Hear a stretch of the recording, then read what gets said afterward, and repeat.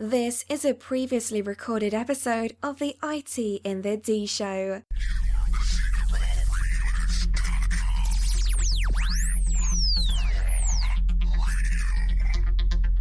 The following program is intended for mature audiences. This is Max Headroom, and what you're about to witness is one of the most sinister-sounding intros to a trailer to one of the greatest epics ever. Live from the Raw Radio X studios in downtown Detroit, this is the IT in the D Show. Alive! It's alive! It's alive! Dig you IT geeks. This is Dre DeMatteo from Sons of Anarchy. You are listening to IT in the D. So what happens when you tap the angry beaver in the bunghole? Exactly. Come on. Christ. To hell with this. I'm calling a break. We'll come back to this. Where do you guys think you are? The Library of Congress? Detroit? Beyond the sun? Any of those right? Hi, I'm Ernie Hudson, and you're listening to IT in the D. All you nerds out there. Nerds. What is a nerd? What's up, everybody? This is Billy Zapka. Sweep the leg. Listening to IT in the D Show. No mercy. Bob loves it in the camp. You're in your underwear? I'm in my underwear. Here, let's hang out. No, I'm sorry, honey. I have a headache. I definitely want to see Bob in his underwear. That's a fact. That's why I like it in the camp. How much scotch did you drink that night, by the way? Half a bottle. Okay, then shut the hell up. Hi, this is Martin Cove, John Kreese from the Karate Kid movie, and you're listening to IT in the D. This is a bad idea. Hey guys, this is Ty Mog, Bruce Leroy from The Last Dragon. You're listening to the IT and D Show. I may have to wipe the G's off. Hi, I'm Brittany Daniel from The Game, and you're listening to IT in the D. Hey, Jerry Slater. Hey, Jerry Slater. Really good. Hey, Jerry Slater. The dirt monster is in full effect here. Take him to Detroit. No! No, not Detroit! No! No, please! Anything but that! No! I used to hang out at the Magumbo Bar. It was a rough place, the seediest dive on the wharf, populated with every reject and cutthroat from Bombay to Calcutta. It's worse than Detroit. You will never find the more wretched hive of scum and villainy. Then don't come. Shut up. This is Robert Hayes, the Jet Striker to my mother. When I'm not hanging out at the Magumbo Bar, I'm listening to the IT and the D Show. It's worse than Detroit. Pickle in the PPR. I don't know who brought that bell in, but Bob's got a new toy. Is there such thing as a meat hangover? I love my Monday meat stick. Turn your microphone off. Just get out. My job is to make sure this program is morally upright and cultural and wholesome. Hey, folks, this is WWE Hall of Famer Hacksaw Jim Duggan, and you're listening to the IT and the D Show. Tough guy. Ho! Michipreneur. So, what would you little maniacs like to do first? The question isn't what are we going to do. The question is what aren't we going to do. Ludicrous speed! Go!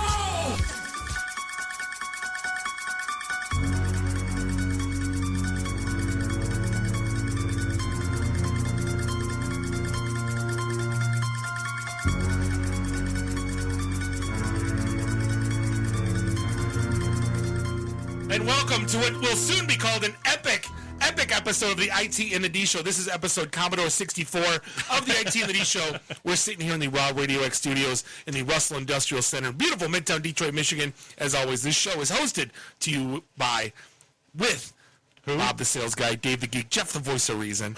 Do you need another preposition in there? It's hosted by they, us, them. And as always, this show is brought to you by Logicalis and Quantum. You can find them online, us.logicalis.com, and Quantum Storage is at quantum.com. And you can find us, itinthed.com, and go to all that fun, happy stuff afterwards. Right, and of course, we are all our stuff is at itinthed.com. Oh, how was that? Hello. I had a little frog in my throat from the Sam the Eagle conversation earlier.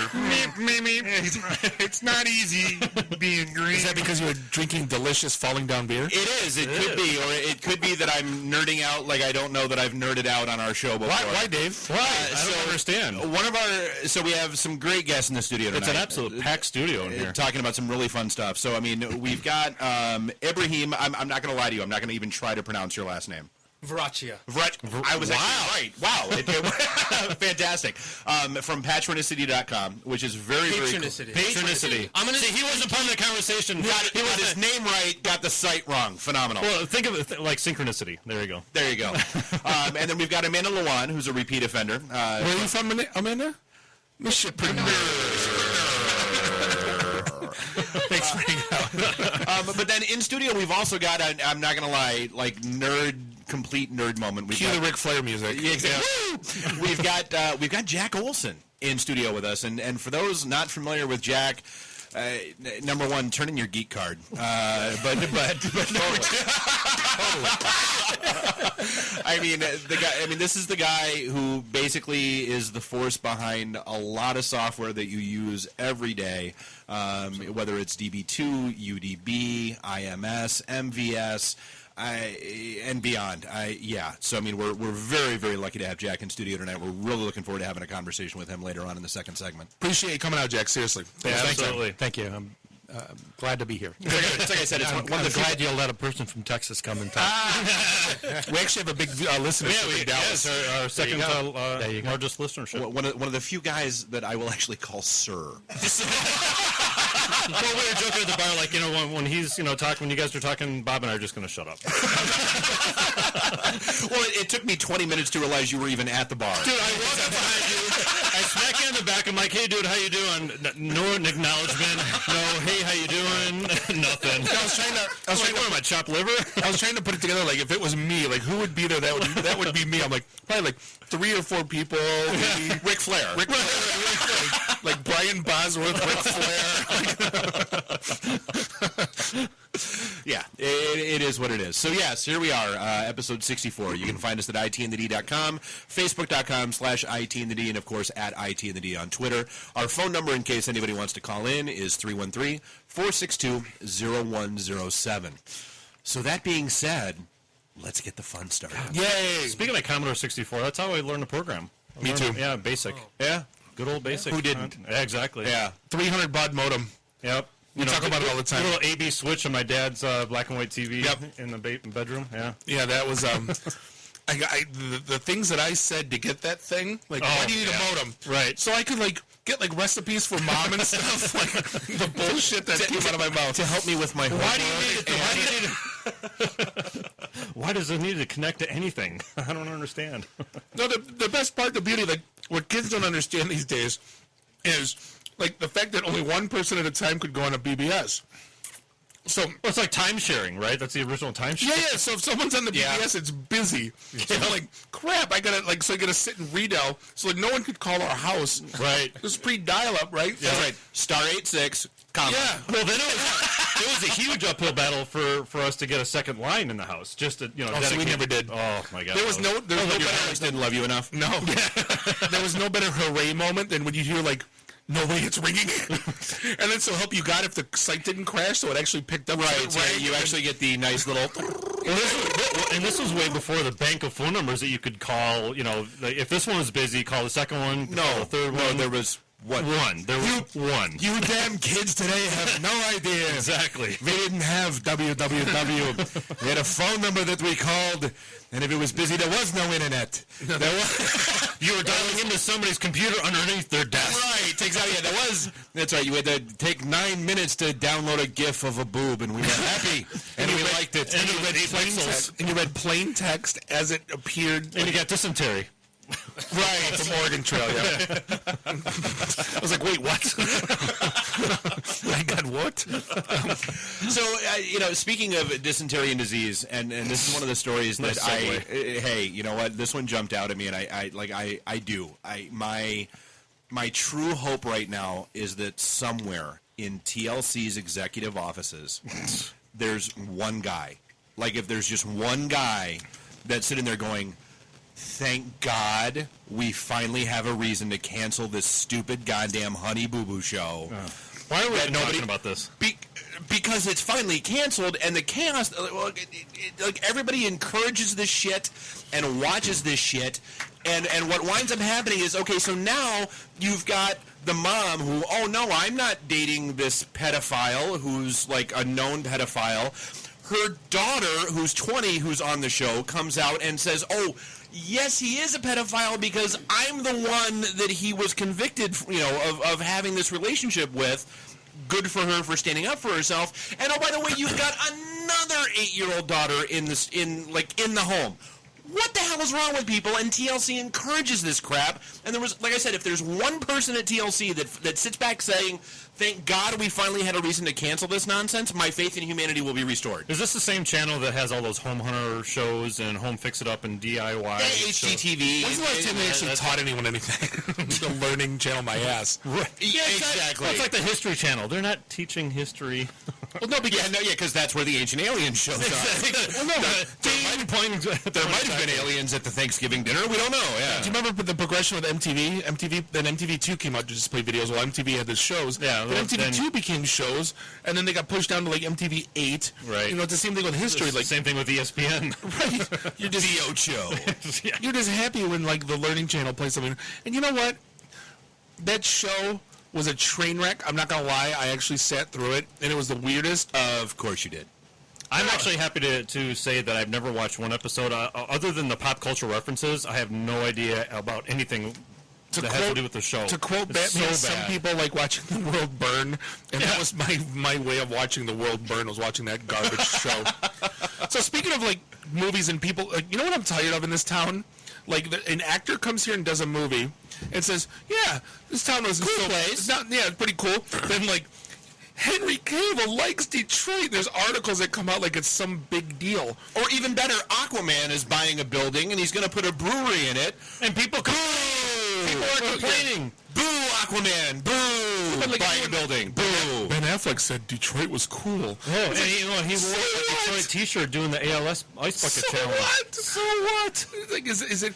He mowed the grass. Let's have a parade. Like that's exactly what it is. Superman said Detroit was cool, and he said, you know what the funny thing is? No, Batman. He's Batman. Henry Cavill. No, Henry Cavill. I was going with Batfleck. But Henry Cavill comes out and he just basically says, just call him Superbat. Downtown's a little bit of a struggle, but the suburbs are cool. And like they basically what we all say. Yeah. And every article's out like, hey, that's awesome. Henry Cavill says Detroit's cool. It's like, just knock it off already. What's going on? They're done and they're out. Yeah, what else we got? Yeah, they're done this week, actually. They're done filming. They're out. Everyone's gone. Well, they were up in Lansing filming. Well, actually, what's his name? The guy that's playing Alfred. Shoot, I forgot his name. Good radio. Yeah. Whatever. He was in town. He was at the DIA. Apparently, he's filming scenes here, too. But anyway. What else we got on the list? There's a bunch of crap going on. Let's have a moment of silence. Why? Tonight was the last slow roll for the season. Yay! Where's the Crickets app? And everybody dressed up in their pretty little costumes. Yeah, exactly. Thank you. Slow clap. No more waiting at green lights while they run red lights. Right. I think it's the new phrase. I've been slow rolled, when you have to slow down to a stop while you're waiting. Exactly. It's not a funeral procession. Like, we almost took out 7 of them driving over here one time. It's the Detroit equivalent of being Rick rolled. You got slow rolled. But Rick Roll at least is a good song. Actually, I wanted to see it this time because they all dressed up in their pretty costumes. No, I still didn't. Yeah, they're pretty lights on. No, I still didn't want to see it. They could jump the shark when they're all up and down 96. No, the Apple commercial.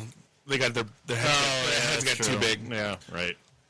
Yeah, so now that we had that out of the way. Yeah, exactly. Is there anything that's even remotely technology or business on the list? No. No, actually, we've got quite a few. So one of the ones that I thought was interesting is, and we've actually ranted about this on the show before, is that companies are complaining that they're like trying to interview people and they have no critical thinking skills. And the problem is that, well, schools don't teach critical thinking, which we've had this conversation a million times. Yeah. Schools don't teach critical thinking. Spoon-fed everything. No, schools teach parroting. They teach, okay, here's the answer you're supposed to give when the test is in front of you, okay, and that's what you learn. Yeah. That's a huge problem moving forward because, I mean, how do you solve problems if you can't think? Yep. You're not towing the university. Isn't that what Common Core was supposed to solve? Oh, stop. Do not get me started. I still don't understand what that was supposed to solve. No, I don't either. It solved the problem of math working. I guess is the problem that solved. Well, my thing was, see, there's not a teacher that I know that goes, you know what, Common Core, great idea. Great idea. here's where you talk about critical thinking. Like when you look at math, for example, what if I know it in my head? What if I know what the 13 times 13 squared is 169. Right. Like I just know it in my head, and I don't need to show the math. Show your work. Yeah, but it defeats the purpose of critical thinking. Like sometimes you can go one step, sometimes you got to go 8.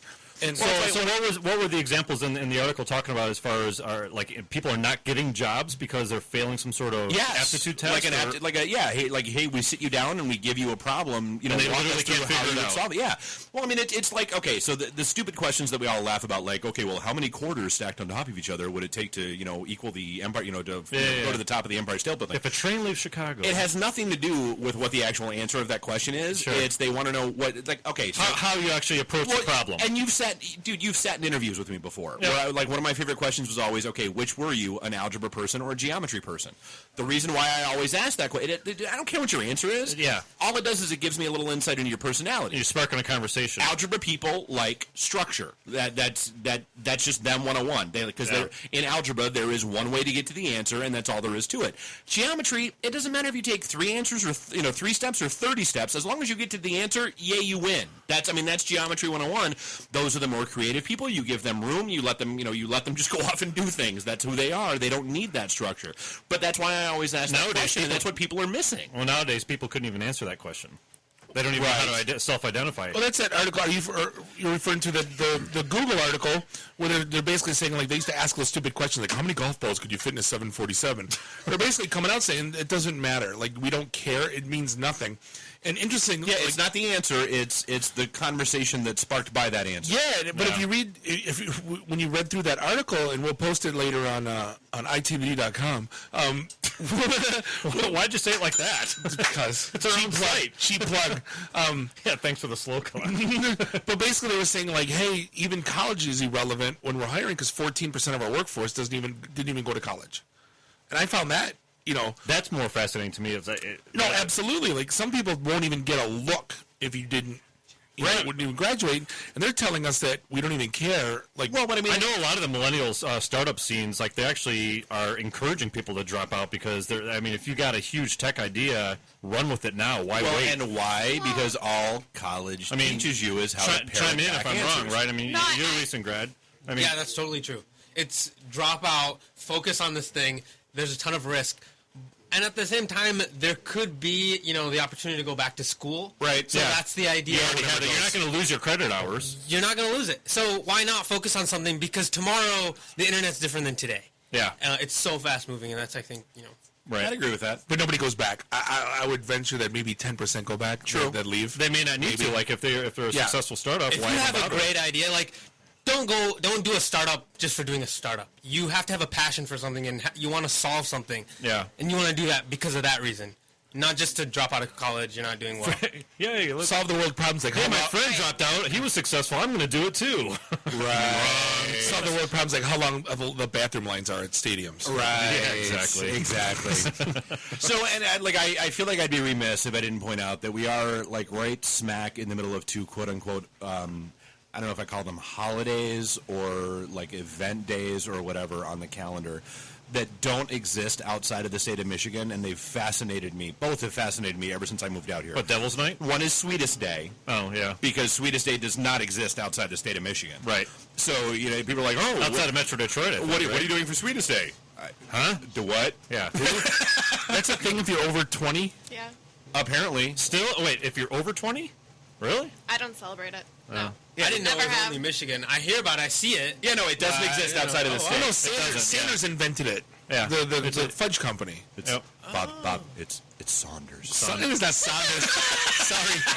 Sorry, Andrea. That's right. It's all about the syllable emphasis. God, you know what's funny? I watched not to go off on a left tangent, but I will anyway. Yeah.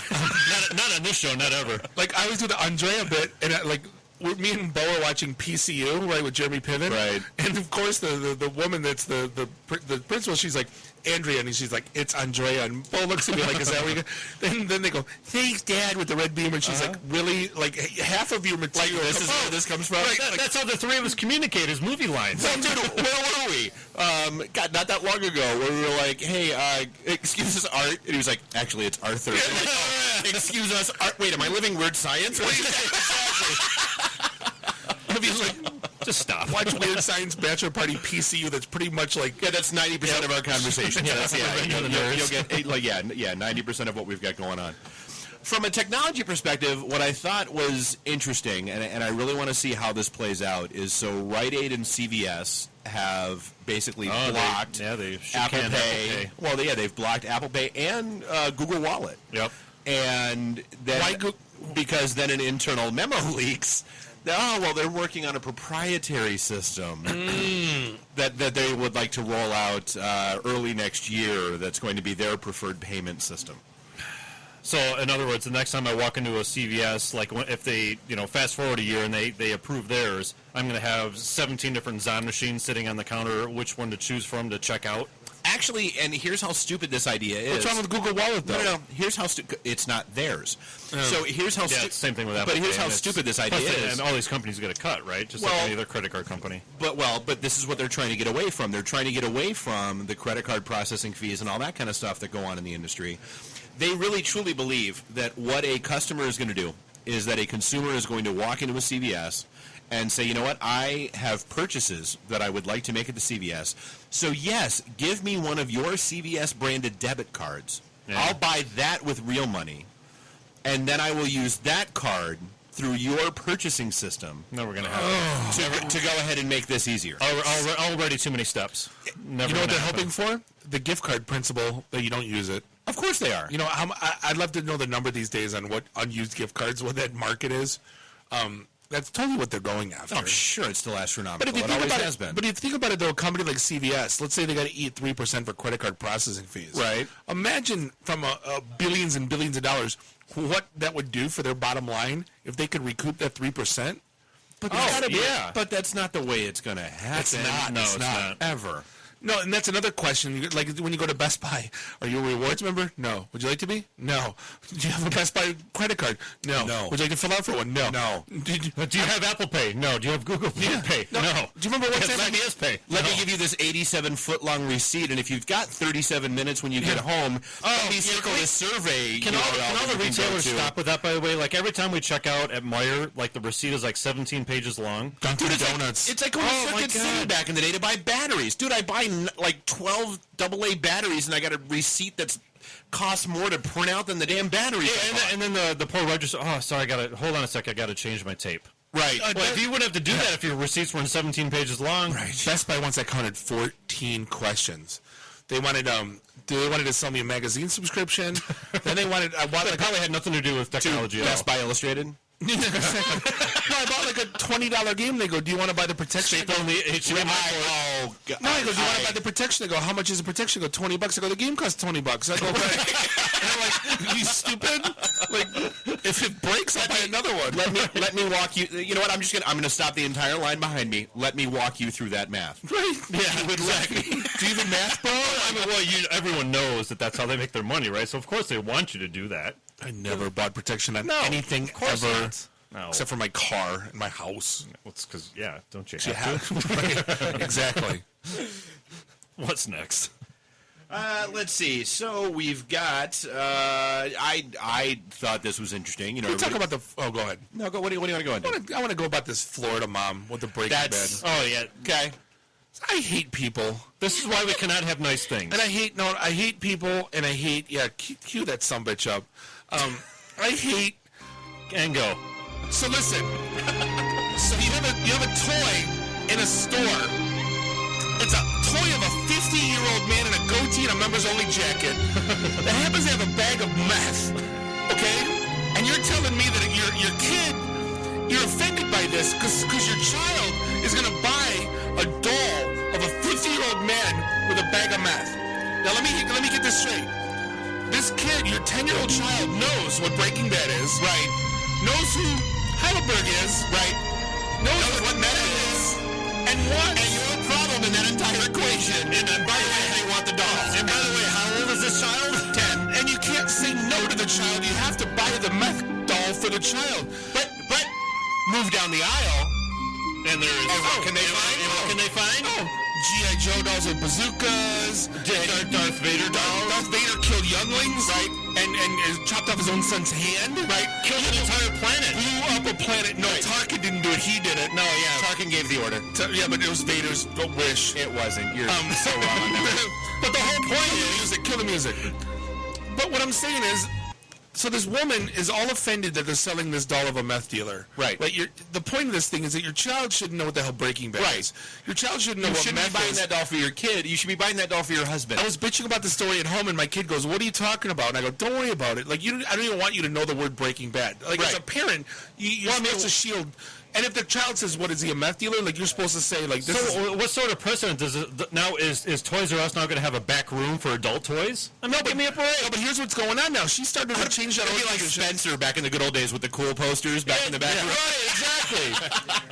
Sorry, no kids allowed in the back aisle. No, Jeff. Here's where it pisses me off. Every press company, every magazine, every news station in the country picked it up that this woman's offended. Absolutely. And they ran with it. It's good press, that's why. She got like 10,000 signatures, and Toys R Us pulled them off the shelves. Pulled them off their website. They caved like the dirty tramp, whatever that they are. Here's the best part. There's another Change.org petition for it.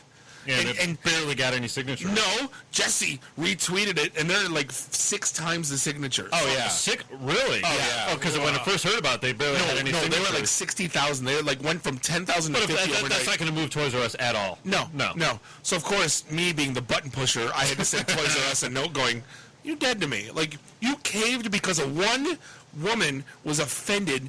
One uneducated, stupid woman was you know... Yeah.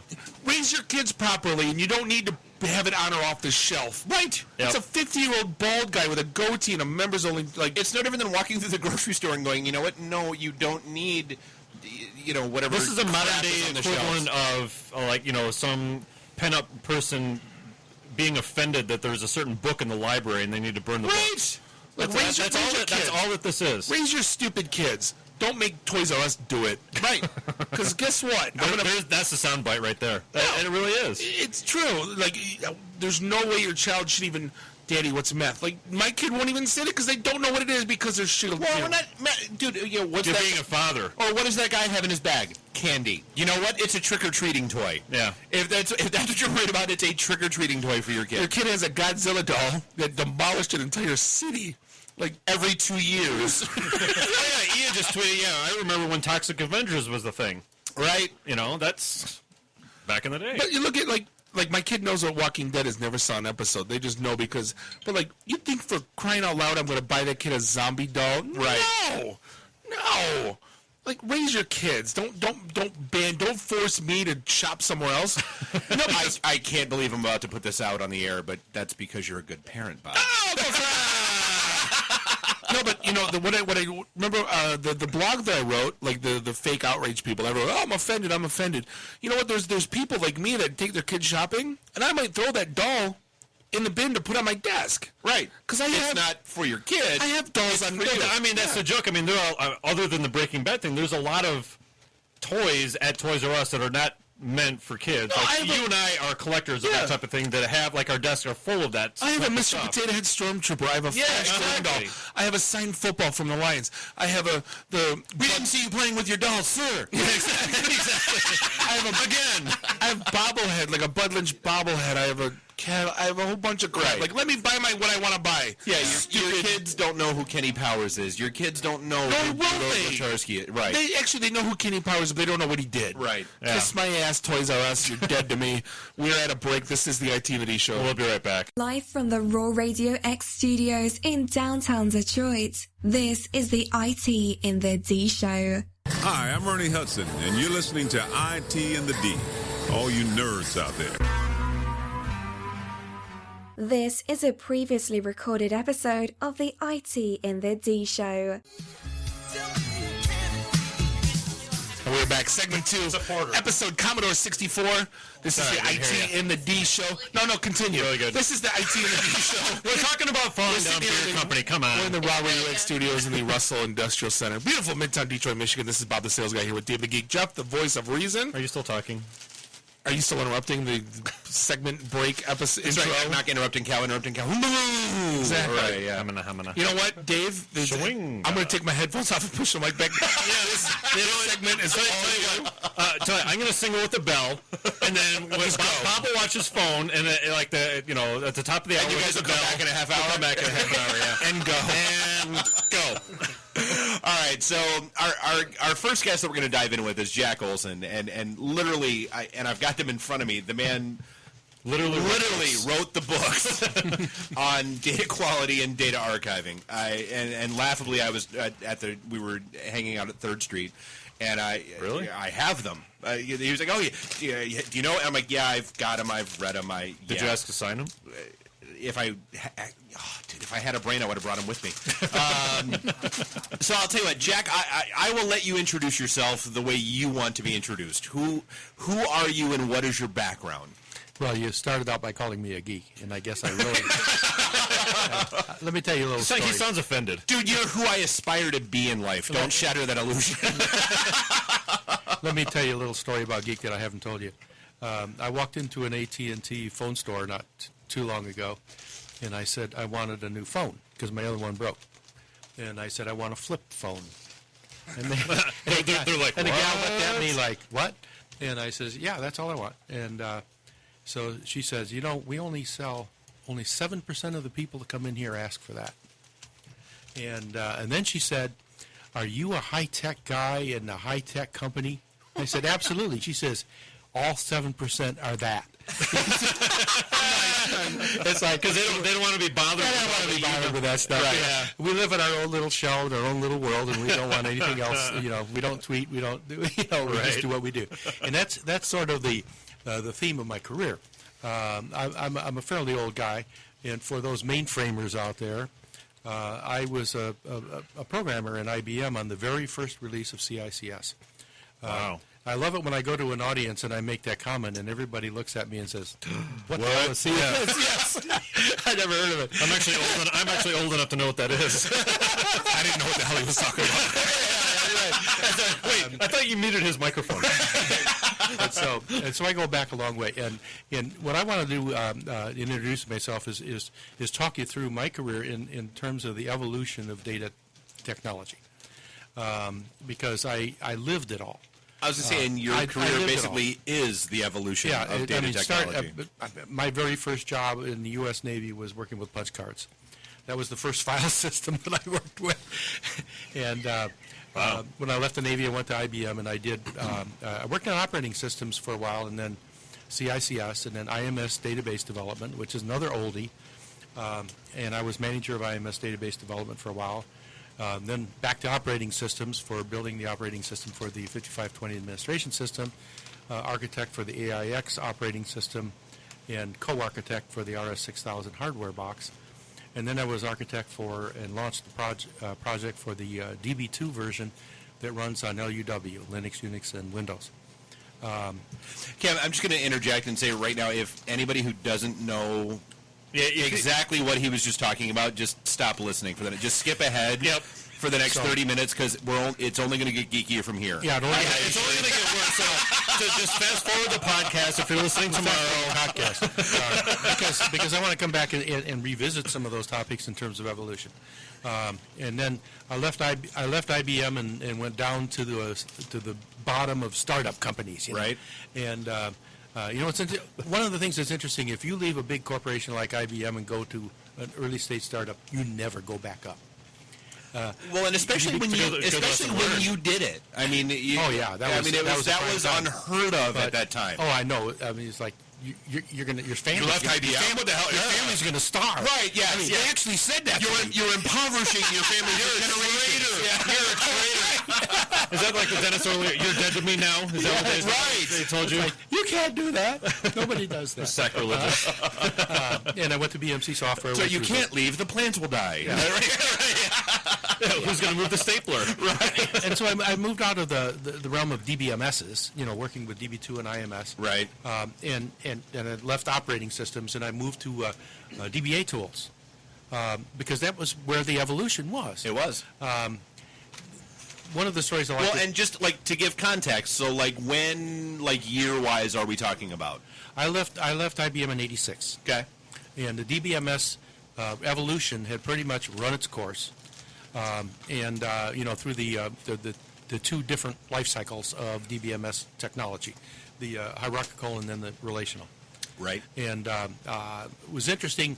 What I discovered was that you could find out where the hotspots were by looking at universities and what they were doing in research projects. At one point in IBM, I was asked, I hate to admit this, but I was asked by IBM to go find a relational database product that IBM could OEM into one of its new operating systems, and it had to be Unix-based. So I did. This is in 1982. Were they just looking for the payback from MS-DOS? IBM, we missed that boat. let me tell you what IBM was going to introduce its version of Unix on the PCXT, right? And they didn't think it would be successful. They thought it would be a horrible flop. They thought Unix would be a horrible flop, and it would go away. Nobody would ever use it again. But they felt like they needed to be in that marketplace as a placeholder, and so that's why they didn't want to build their own. And so I went out and I did a survey of how many companies, funded companies, existed that were trying to sell a Unix-based relational database system, and I got 212 companies in 1982, and almost even at that time, almost every single one of them was a research project at a university that spun it out as a private company. Today, only 2 of them are left. That's how the internet. Well, that's how the internet spun, right? Is out of universities. Right? Yeah, So the they have a lot of university. server If you software. look at university research projects in their graduate school, you will see where the next wave of technology is, where it's going to be. Today, you go into universities, nobody's building DBMSs. No. It's just not happening. All outsourced. Because everything moved. Yeah. The evolution moved. It became a very mature industry with DB2 and Oracle and for structured data. And it became the point of, the world has been there and done that. But then, and the evolution of IT shops was they initially used file systems for record keeping. Right. Well, once you got a DBMS, they started using it to drive transactions or operations. And decisions, yeah. And, not decisions yet. In the earlier stages, it was just reporting. Yeah. To do the ATM transaction, that kind of thing. And people were working on.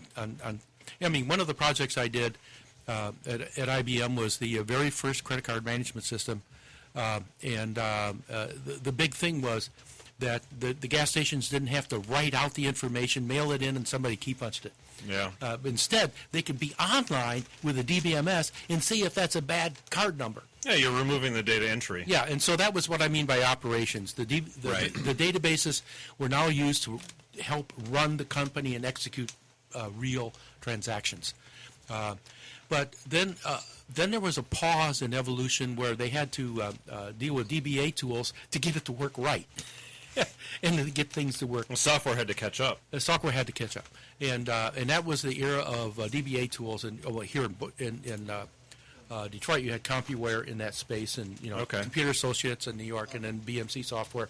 A whole bunch of companies sprung up, and that's where all of the new innovation activity was going on. And I followed that out to BMC Software, and I built some really great tools. I was a corporate architect at BMC. We built some really great tools. So BMC is not Buy My Crap, just so you know. Oh, no, I know the difference. Are you really sure about that? Spoken like a true techie. Yeah. He's been around the block. He knows, right? He's met a couple salespeople in his time. Right. But at any rate, I spent many years in IT shops finding out what the problems were, why it was so hard to work with DB2 and Oracle and all these kind of things, and building tools to help the DBAs get it right. And that was a lot of fun. Almost all those tools are still out there. If you're an IT shop running DB2, you're probably running Change Manager, Catalog Manager. Right. BMC went out and did a survey. I haven't been in BMC in 15 years, and they went out and did a survey of major corporations that had DB2, and they asked them, "Are you using this product or this product?" And for those two key products, Change Manager and Catalog Manager, that by the way, Change Manager, I invented that concept, and they built a product. 5 other companies tried to build a competitive product, and they could never get it to work. And one of those was IBM. They could never get it to work. Just for what it's worth, and I know we just met a couple hours ago. You've known him forever. No, you're about the only person that can sit at a microphone in this studio and say, I invented that, and not get the slow clap. Right. Because you did. He's actually got the books to prove it. But at any rate, they did the survey, and they went out and they wanted to find out how pervasive it was. Because one of the things that happens in software is companies buy software and they pay for it every year.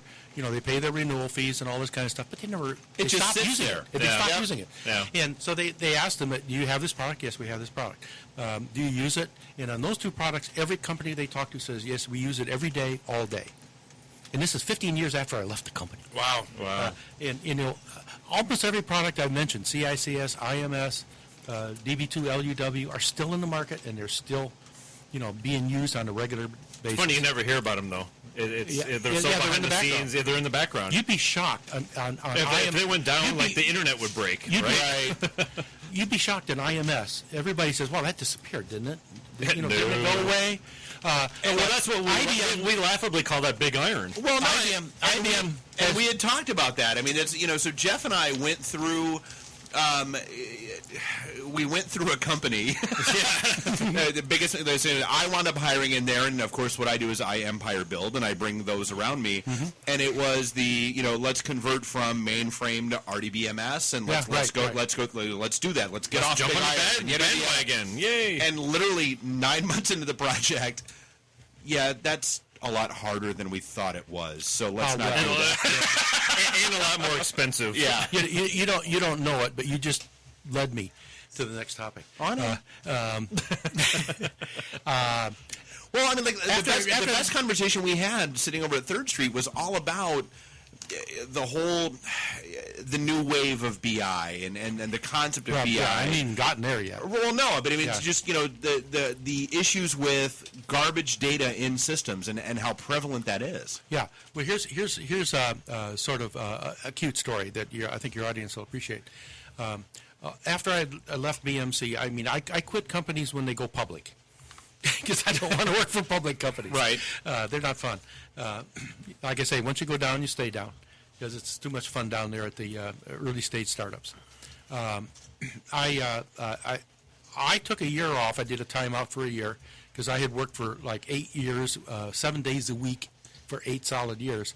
And in my timeout, at my own expense, I was trying to get a key on 2 key problems. One is, why was nobody able to convert an application from IMS to DB2? Okay, it seems like every company, every large IT shop was spending millions or tens of millions of dollars. I can think of 3 and they all failed. Yep. The second problem was, at that point, the concept of data warehousing had been introduced by Bill Lindemann. Yep. And it made all sense in the world. But nobody could build one. Company after company invested $10 million, $20 million, $30 million, and failed. And so I said, why these 2 concepts make so much sense? Why do companies after company fail? And it perplexed me. So at my own expense, I went out and visited a whole bunch of IT shops, and I got the impression. Well, it was very clear that the problem is they didn't understand their data. They didn't know, first of all, the structure of their own data, because people say, well, I designed the data structures, I put them in operation, but the guy that designed them got laid off in a recession 5 years ago. 5 years ago, nobody knows. And nobody knows what the hell they are. 3 data architects since then. And they've changed. Nobody can distill the information out of the data. Yeah, they changed the copybooks 45 million times. And nobody knows what the hell the real structures are. I would love to see what our run books look like at Polk these days. Oh, my God. No. And by love, I mean love. There's 2 issues. There's 2 issues. They don't understand the structure. And, say, well, how can you not understand the structure? Here's a table. Here's a, column and fields. But I went to Caterpillar once. Maybe I should name the company. But I went to them and I asked them, how many tables do you have? They said, oh, we counted them. There's 20,000 tables in their DB2 system. How many columns? And he said, well, it's north of 300,000. Oh, my God. I mean, And without rigorous, disciplined metadata management, they're dead. Nobody knows what the hell's in that stuff. Well, and that's one of the big things that we were yakking about earlier that I think is one of the key things that you've got going on now is, so how, and again, one of the books, how does a company like that deal with archiving? With all the new rules, regulations, laws, and all that fun stuff that's going on, it's becoming more and more important to have accessibility to your data. Right. So how does a company with 20,000 tables and 300,000 columns of data deal with that nonsense? Well, the way they deal with it in the IT shop is they hope it doesn't blow up before they get laid off. Let me ask that question in two parts. How do they deal with it? Yeah. And how should they deal with it? I don't actually think we had that much time. When you have CIOs that have an average lifetime of 3 years, right? They hold their breath and hope nothing happens. Right. That's pretty much the way they deal with it. But I then went to a brand new startup, Evoke Software, and I invented the concept of data profiling to address this exact problem of companies reverse engineering what their data structures are and what the content in those columns and fields are. And that was a very successful product. That product is now owned by and sold by Informatica. It's called IDQ, Informatica Data Quality. It's used by almost all IT shops out there. Yeah.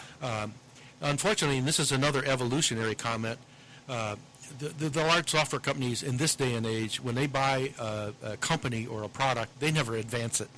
They pretty much leave it where it is. It's a moment in time. I think profiling has a lot of legs left that have never been implemented. I gave them a complete roadmap of where they should be taking that product because I didn't want to work for them because they're public. And they have not done a single thing on that list. They're still saying the product as it existed when they bought it. And unfortunately, that's become a common theme in the software industry, is the large companies don't write code anymore. They just buy up startup companies. Well, and we had talked about that. I mean, that's a problem that's common, and not only common, it's pervasive throughout the internet right now, where it's, the analogy I use was, back in the day, 20 years ago, if you were a quote-unquote hacker, you had to know RS-6000. You had to know AIX. You had to know how to move and groove and navigate around those systems. Now you download a piece of shit software off the internet that lets you, get in and exploit whatever you want. You don't have to understand the fundamentals. Right. And that's a problem because in that same vein, when it comes to your data management, you've got package built on top of package, we acquired, built on top of we bought, built on top of we licensed. And if you've got junk code sitting anywhere in that stack and that layer, I don't care how pretty your UI is. I don't care how funky your software is and how awesome it is. If you've got junk code sitting in any one of those layers, that's where your junk code is. That's right. Good software is the whole garbage in, garbage out, right? Right. Good software is blocking and tackling. It's fundamentals. So when it comes to BI, like one of the so what happened? Let me interrupt you. I'm sorry. No, you're allowed. But you're one of the few. I'm gonna let you roll. Actually, you know what? Can we mute Dave's microphone? The database industry in the 1980s was pretty much a period of time where corporations were installing DBMSs, building the applications for them, and running operations, and that was it. Right. They tried to move in the early 90s to data warehouses, and they failed. But once we started, me and Richard Wang at MIT and a bunch, Larry English, started really letting them know how to figure out what their data looked like and where the quality problems You'll were. have to excuse me. I just have to say this for Bob. Yes, his name was Dick Wang. Yes,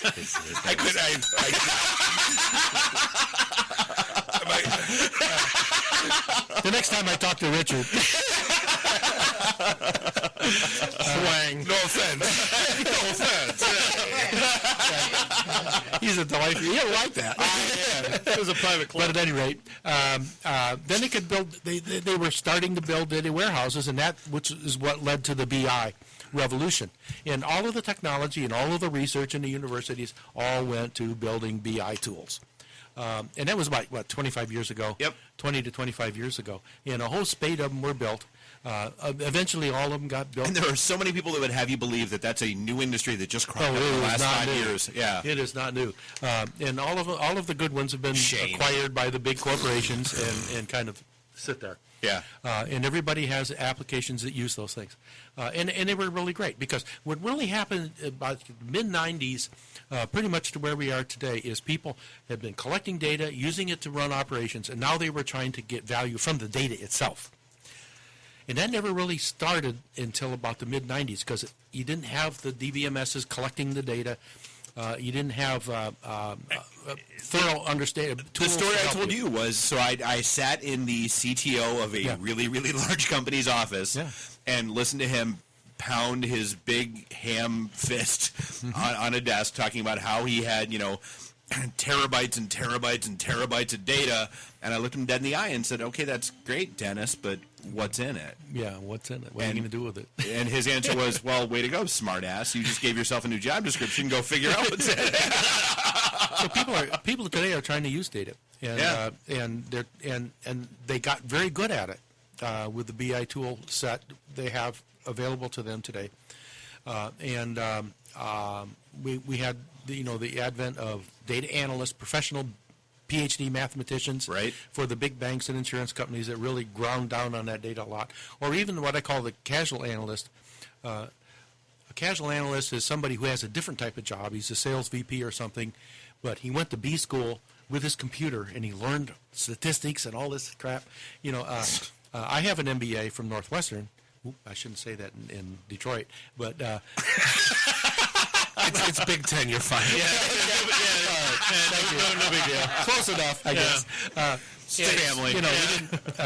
It's in the region, isn't it? People didn't go there with computers. But today, you don't even show up in the front door unless you got a computer with you. No. And so we got a new breed of... My daughter's in the first grade. She has to show up with a tablet. Exactly. My 3-year-old has an iPad, for Christ's sake. I know. It's just incredible. My grandson's first computer course was kindergarten. Yeah. And I kid you not. Yeah, whereas mine was punch card. In 4th grade, he was doing PowerPoint presentations to the class. See, I'm losing my train of thought here. Well, I'll tell you what. Let's go ahead and take a break. We can jump back into this because I want to talk to you about what you've got going on with the folks over at 3LGTS. Okay. All the fun stuff that you've got there. Because what you've got going on now, I'm not going to lie, is really, really cool from like my day job perspective. Mm-hmm. Yeah, let's talk more. Can I take about one more minute? Of course. Because you're allowed. It'll make it a very logical break. We can talk about what I'm working on after the break. Okay. But there's one more slug of this evolution that's important to understand. It's called big data. Yep. Now, understand that big data is purely analytics. Yep. It isn't about running operations. It's about collecting data from these zillions of monitors that are out there, monitoring our lives every step of the way, and so the BI revolution has moved beyond into that, and now this very new concept called a data scientist has emerged, and so you can see the evolution of building the building blocks and the infrastructures over the years, and the tools that had to be built to help those things run well, and now we are at the point where companies can truly analyze data and let that data help them make correct decisions. And my career has been so blessed by being able to be a part of that at every step of the way. And then coming up on the other side of the break, we'll get into you've got something new that makes it a hell of a lot easier, and it's really, dude, from a nerd perspective, it's really goddamn cool. I'm not gonna lie. That's all right. So make sure you unmute Bob. Yeah, no, seriously, all the questions that I had, which I should have expected, but all the questions I had, he had answers to, which were the right answers, and it's cool shit. So yeah. Is my mic on? Yeah. This is the Activity Show. We'll be right back. Live from the Raw Radio X studios in downtown Detroit, this is the IT and the D Show. Hi, I'm Brittany Daniel from The Game, and you're listening to IT and the D Show. This is a previously recorded episode of the IT in the D Show. We're sitting here in the Raw Radio X studios in the Russell Industrial Center. Beautiful Midtown Detroit, Michigan. We are having Dave's still got a grin on his face. We're having a ball. Dude, I'm in my element. I truly. Is this the am. glow? No, He's got the Last Dragon glow. That's the soundbite that you need right there is the glow. I'm gonna get Photoshop tomorrow. Take a picture of you right now. Just put the little glow on you. I'm grinning from ear to ear, and I'm just a happy little nerd right now.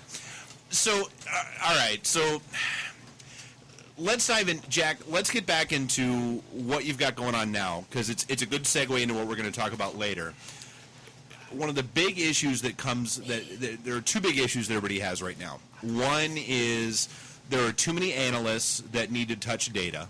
Analysts. Yeah, exactly. And two is all of the fun and excitement with data security, privacy, and all that other nonsense that's going on. So through 3lgts.com, which is who brought you to us, you've actually got a really cool new piece of software that's out there that addresses both of those concerns really, really adequately. Okay. First of all, I don't work for any company anymore. Right. I've reached a point in my career where, after two IPOs, I don't need to get up at 8 o'clock in the morning, be in the office at 8 o'clock in the morning anymore. You answer to no one. And but I help my friends, and I help startup companies. I work with incubators in Austin. I just love technology. And once a geek, that's what you do for the rest of your life. Yep. And so one of the projects that I hooked onto a number of years ago, in fact, helped them found a company and gave them the idea. Right. Was a company that's called Seed, SEAD. And 3GL is reselling that product. 3GL is Three Leaf Group, 3LG, is a Detroit area company. Okay. And we hope they do a great job with it.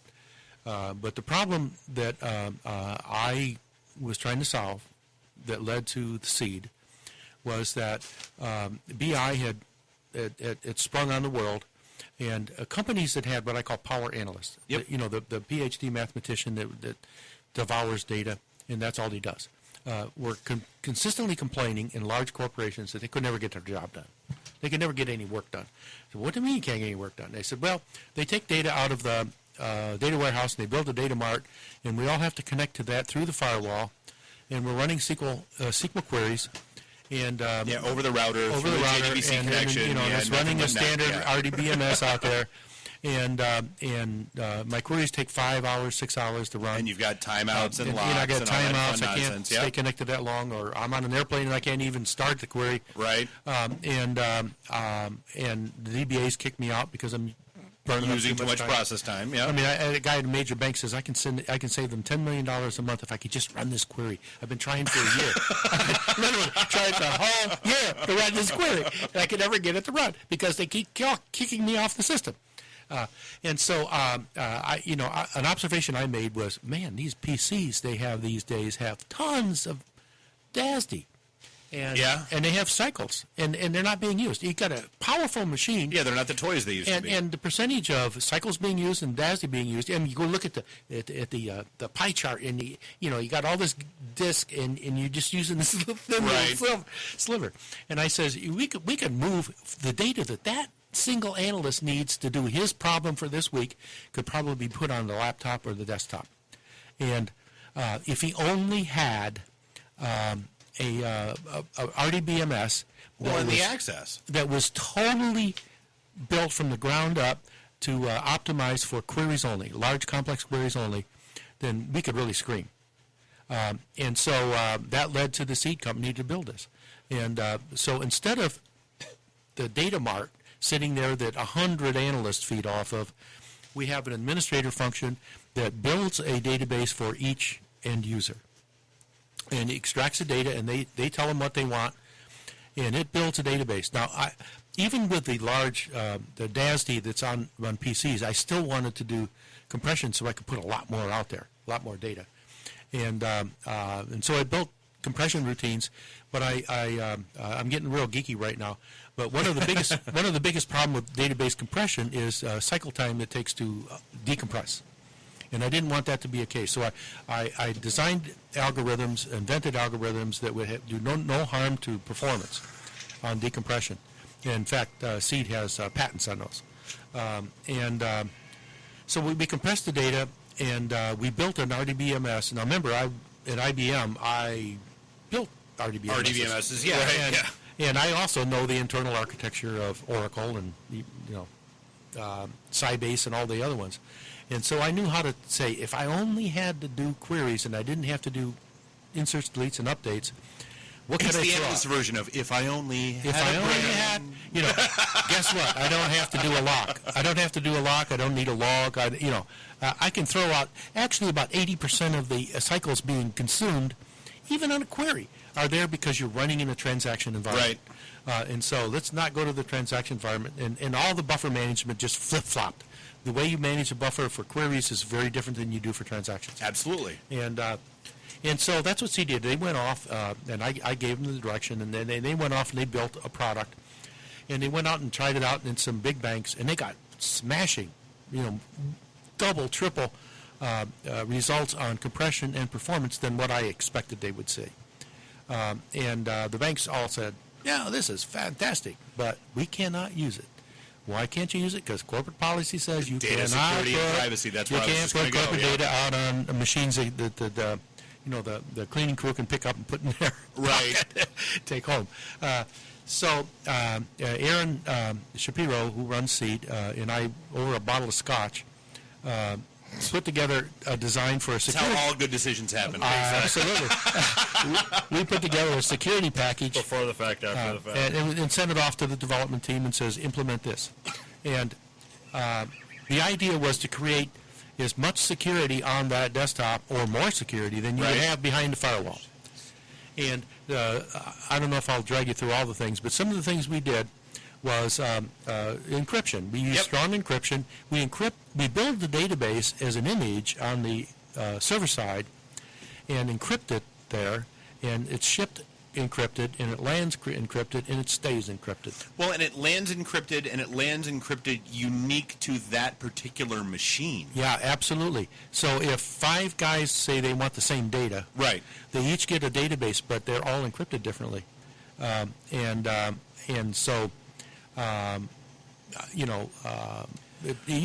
going to crack this. Well, and so you can't pull a copy and grab it. I mean, it's and my joke, but it's kind of true. Is it's an actual functional Snapchat for data. Yeah, and but the more interesting things we did was one is the blow up.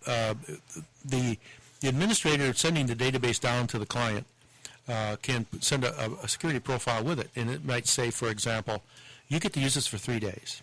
After 3 days, poof, the database disappears. And disappears, I mean disappears, because we use DoD standards for what they call a wipe, so even forensic software cannot recover it. The DoD loves this stuff. They love it, and yet they complain about it to the press. Yes. And then they tend to lose a lot of laptops. Right. They really do. Which is so frightening. Sitting in a bar in an airport is not a... And Sherry just texted me. She wanted to tell you that she used to mine data at GM with COBOL. That's all she wanted. Oh, my goodness. That's impressive. Slow clap. Slow clap. Slow clap. That's impressive. And the next thing we did was what we call a heartbeat. And the way the heartbeat works is the profile of the data going down to the client as this feature enabled. And the administrator sets an interval. It might be a half an hour. So every half hour, the daemon running on the client machine tries to connect over the internet to the administrator and says, do I have permission to open this database? And that permission is only good for the interval, half an hour. And he's got to get in he's got to re-get it. And he has to connect over the internet. So if you try to use the database during at any time, because remember, the client doesn't know any of this stuff's going on. Right. It'll say if it has not done a check with the administrator within the last half hour, it just will say, I can't open. And it'll wait until it can get a path to the administrator to get permission. If you lose your laptop, you leave it on the subway or in a bar, then you call the administrator and say, I lost my laptop, and he flags it as being lost. And when the next heartbeat comes up to the administrator, it sends a command down saying, destroy that database. poof, it goes away. And I think that's probably the most cool feature of the whole thing. No, that's outstanding. I mean, that's the but big concern. By the way, you cannot backdoor this database. I mean, I know the physical data structures of Oracle, Sybase, all of these guys, and I can go read the physical files and then unravel any record you want. Right. You cannot do this with us because, first of all, we're compressed, and secondly, we're encrypted. Well, and that was the second part of what you were talking about is the compression on this nonsense is. It's complex. But it's ridiculous. You know, you're getting 5 to 1, 10 to 1, 20 to 1 returns on how these queries are run. Well, that's the performance issue. The encryption, we're also getting like 10 to 1 compression. My goal in compression was not to be 100%, not to be the best compression product in the world, because one of my goals was no penalty to performance. Right. I had to architect this so that you can't afford to burn a lot of cycles to decompress data in order to use it.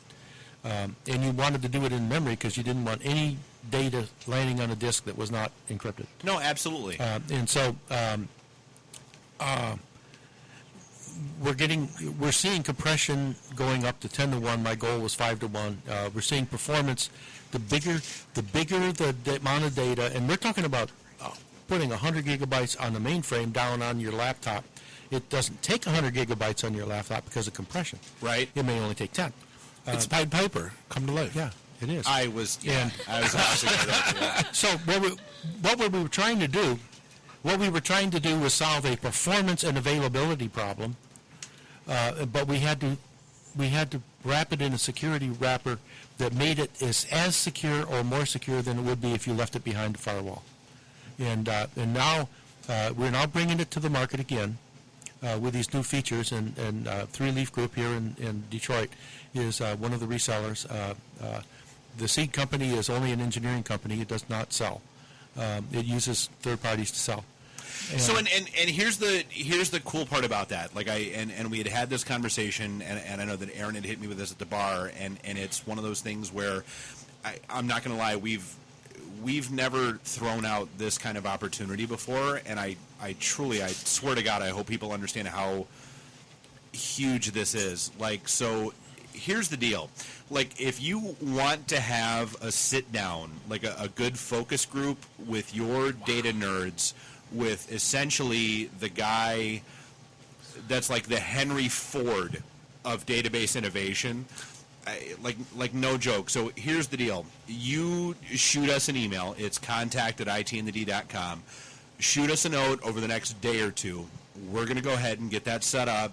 You will have the opportunity to have Jack Olson in your office, sitting down with your data nerds. No managers allowed. But it's an absolute rule. but he'll sit down with your data folks and figure out how to figure out what you're doing wrong. So from a sales guy perspective, this is basically the anti-Viagra of databases. It makes it smaller and faster. That would be the sales guy in the room without a microphone, passing a crib sheet into Bob. Wow, for that one-liner. What's the visual on the brochure? We don't need a visual. If you need a visual for that, it's the giant purple pill. It's not the little Rubin. It's much smaller and faster. I love it. Right, yeah, said no wife ever. Late night TV's not going to be the same again. No, so I mean, like seriously. So I mean, if your company out there wants to have the opportunity to sit down with Jack Olson, and for the love of God, I can't imagine why you wouldn't. Drop us a note, contact@itandthed.com. We'll be working with Aaron and Jack over the course of the next couple days to figure out where he's going to go fly, where he's going to go park, and it's... dude, I'm not going to lie. I want to pull him into the company I'm at now. I want to pull him into every company I've ever worked at before in my life because, Jesus Christ, they need him. By the way, I love to do focus groups. People accuse me of being a really great product designer, and I always say the best tool for designing software is your ear. It is. It's not your mouth.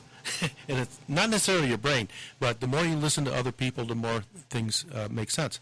And I'm working on other topics besides the SEED project. One of my favorites is database archiving, and I'd love to get a lot of insights from IT groups on that subject as well, or any other subject involving data management that do you think that that the industry needs to move forward on? Well, and you've been through a couple of startups in the past, and this is where I start segueing into other topics. Not that we're going to abandon you for the love of God, but no. So, like, one of the things that a lot of people struggle with and have problems with is, okay, I have this idea. How do I get things funded? And you've been through a couple of companies, and we had these conversations. Like we do collectively in this room. We know at least, just the three of us. We know 5 people over the past 3 years that have been kicked out of their own companies. Yes. So, and this is where we wanted to start talking with Amanda and Ibrahim about alternative sources of funding. I mean, and whether it's crowdsourcing or just local funding or even VC if that's what it needs to be. And I guess, Amanda, I'll jump to you on this one. There are more and more opportunities for companies here in Michigan to find sources of funding. Yes. And wow, thanks for joining us. I keep thinking I've asked a leading question, and then I realized that I haven't. No, you haven't. I was trying to figure out why there was a connection there with 5 people who left their companies. They couldn't find. No. They didn't leave their companies. I'll tell you what happened. They got kicked out of their companies by venture capital. I'll tell you what happens is if you go to the high end and you go to VCs, or God help you if you go to private investors, right? They want a quick return. Yep. And as soon as your company starts showing any traction at all, there's 7 other large software companies that are out there wanting to buy it. And you, the techie, you, the geek, know the product hasn't reached its maturity yet. Dude, there's 9 pages more of crap there's I want to put into shit that. You need to really make this a great product. I need a couple more releases and stuff like that. But they don't give a crap. The VC, as soon as he sees these reaches potential for profit, your company is sold. There's someone that wants it in a box. Your company is sold, Yep. and most likely you're the geek and you're gonna quit because you don't want to go work for that other company because they don't develop code anyway, and it's become a chronic problem in the industry since we moved to this. We used to have a model where all the software companies actually wrote software. And now it's a 2-year concept where we have the companies that buy the successful startups or the promising startups, and they don't write it. They don't improve the products, and that's what the VCs. Every VC has that in their head that I'm going to get this company, I'm going to put it in the market, I'm going to get 10 customers, and I'm going to sell the company. All right, so I'm getting waved at frantically that we've got a break coming up.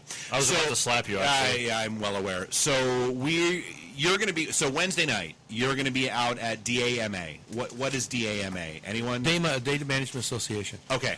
Data Management is an international organization that has chapters, and I've given dozens of speeches at DAMA chapters.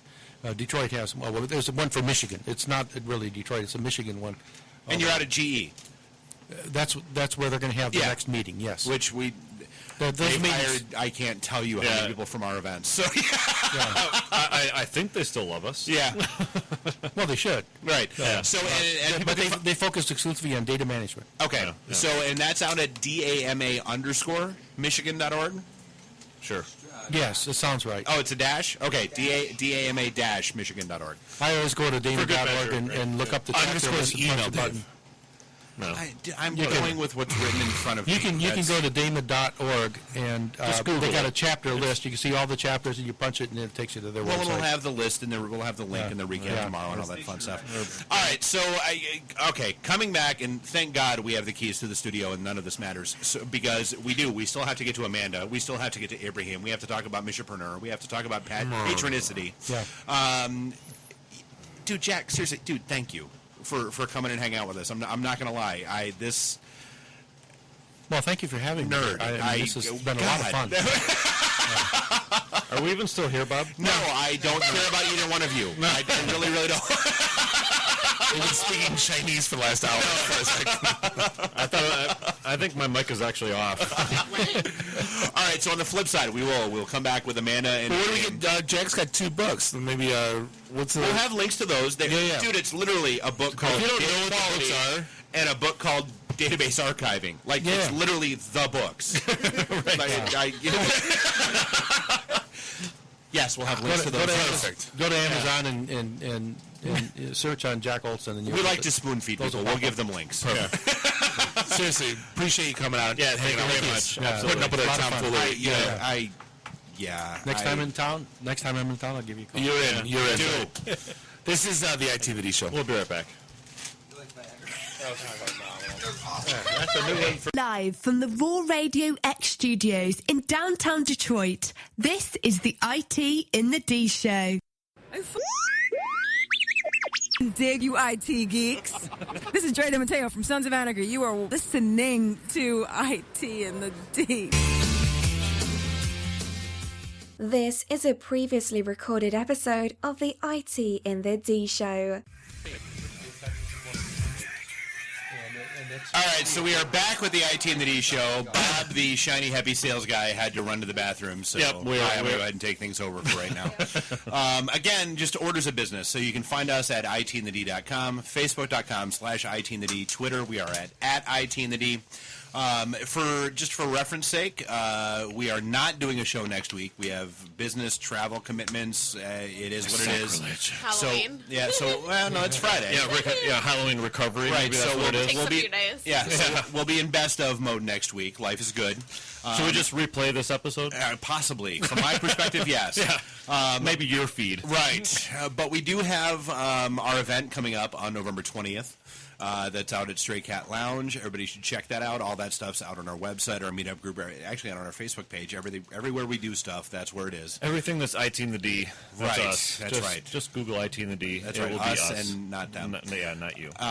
We do have on, I believe it's November 12th. So our next show that we come back is going to be November 10th. We'll have Billy in studio, and we'll be doing the lead-in for the SMCD event on the Social Media Club of Detroit event on November 12th, which is How Not to Suck at LinkedIn, which is I love the title of that. which is Us 101. And then we have our event on the 20th, and then we do have. I'm so looking forward to this. It's our event on December. I believe it's going to be December 11th, if I recall correctly. That's going to be our December event at Falling Down Beer Company, where we've partnered up with Operation Kid Equip. It's going to be a fundraiser to help make sure that kids here in the Metro Detroit area have a good Christmas. That's good cause. Really, really cool. I mean, it's good stuff for us to do. Yeah. So, but diving back in, we've got Amanda with Michipreneur. So, Amanda, Michipreneur. Say it right. They all sing for me.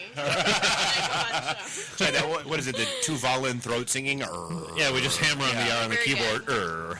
So it gets better when they drink more usually. Right. So you just recently published out basically a decent article about 40 different ways that companies can get themselves funded.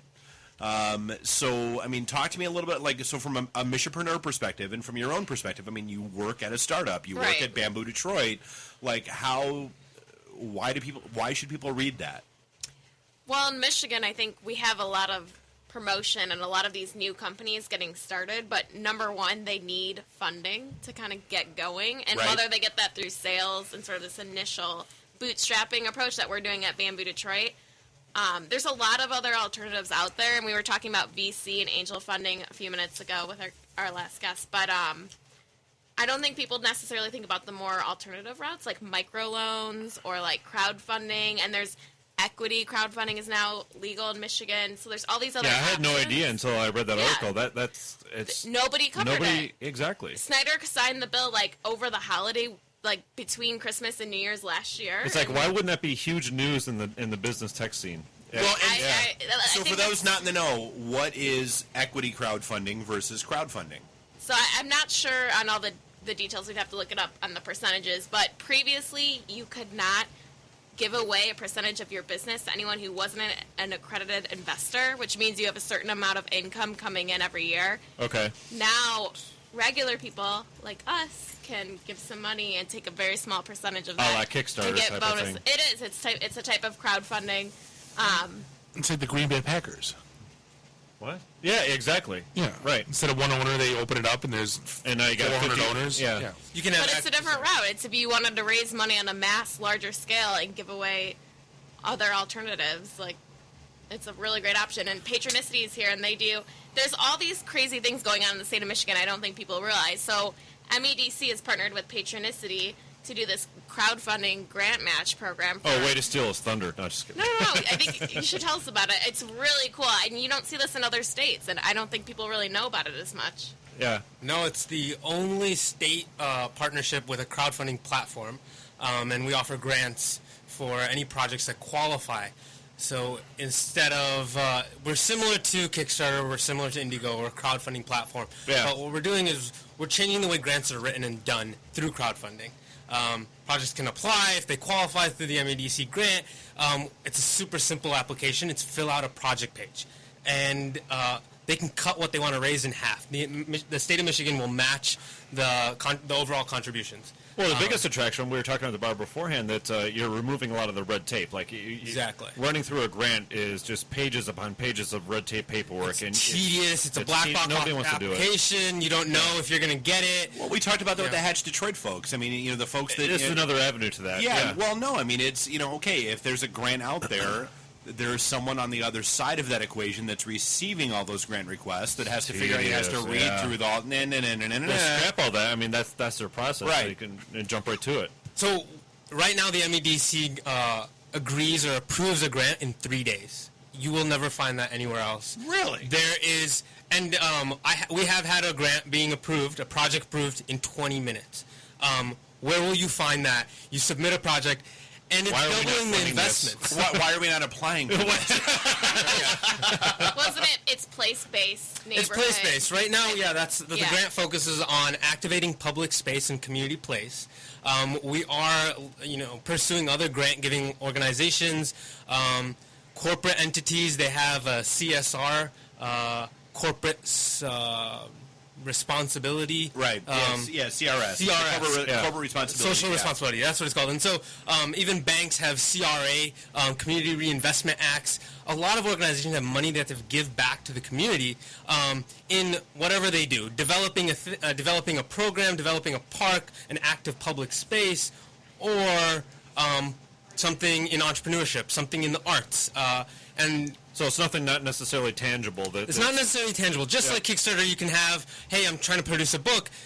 There could be a project that wants to give a grant to people who are doing books on X, Y, Z topic. Right. Or there could be an entrepreneur that wants to get a grant and he's applying. We're essentially saying, why don't you crowdfund half of what you want, or crowdfund what you want, and a grant or someone that's giving money will match your donations, either 1-to-1 like MEDC. Other people can do 2-to-1, 3-to-1, 10-to-1. But it's showing there is community investment into a project. And it helps. I think it helps the community kind of pick what they want, because then if they successfully raise it, they get the other half of the money. Well, I'm not going to lie.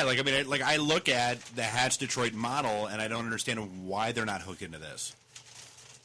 Because, that seems to be the core of what they are and do, which is, it's community-driven, but there's a corporate sponsor. Right.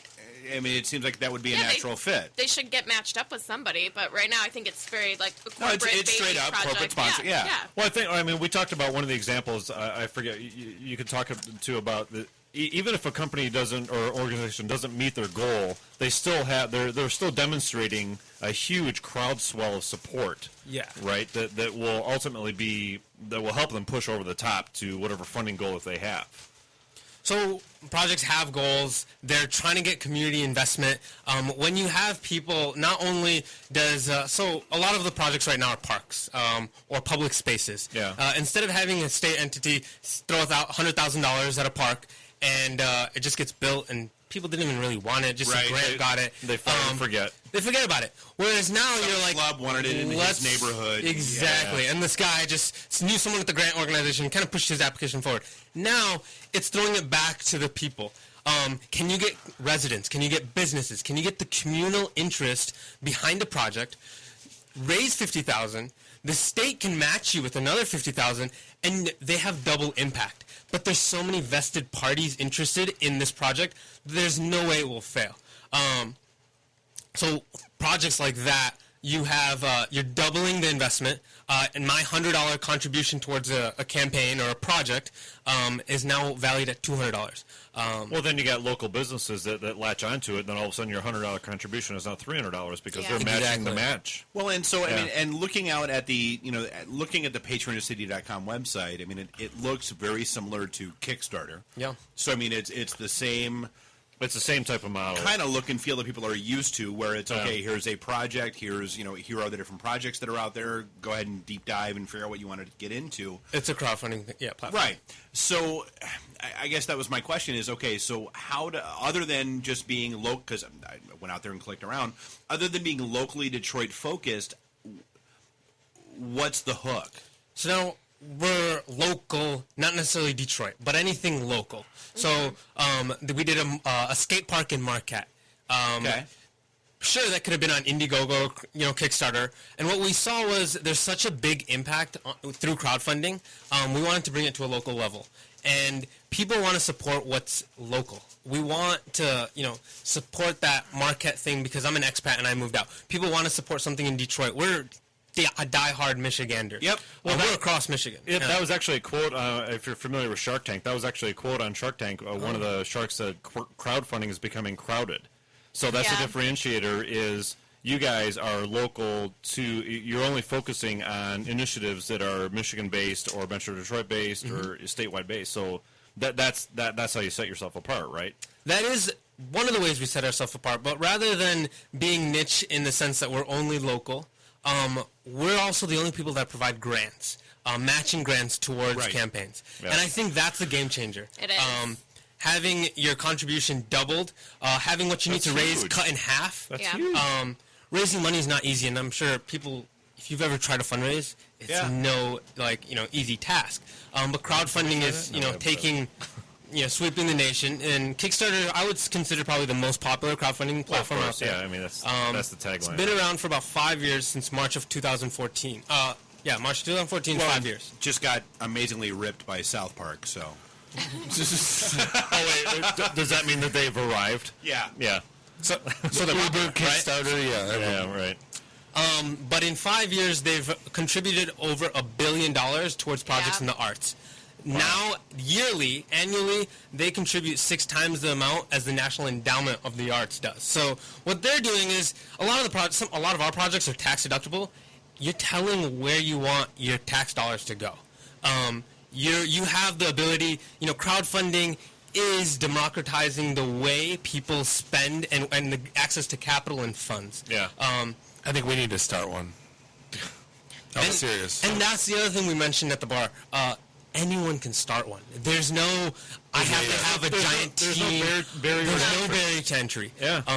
All you need to do is know people. Let's get on that. And it's an incredible thing. Having a podcast, I was just listening to a thing where there's another podcast that raised $120,000 in like 4 days. God, we're doing it wrong. Wait. I won't mention who it is. No, I know who they are. I'm not telling, but I know who they are. We know who they are. Yeah. Now, that, to do what? It helps to be to pay for their existence.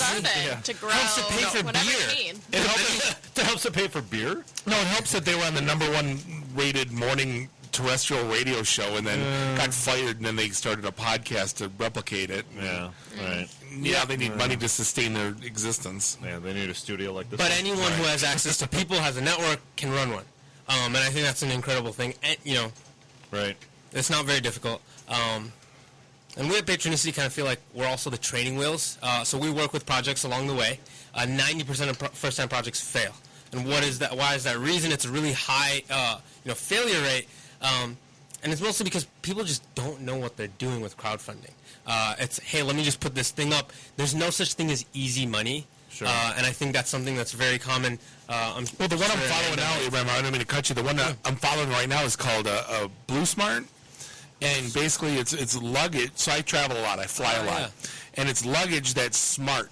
So it's Bluetooth, talks to an app on your phone. It shows you where it's your got luggage a charger.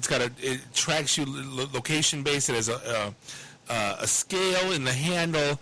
It's pretty much revolutionizing. Well, and it and we were yakking about this the other day, it unlocks your luggage based on proximity to your phone. Right. It's awesome. Just like the cars do that, yeah. What if you lose your phone?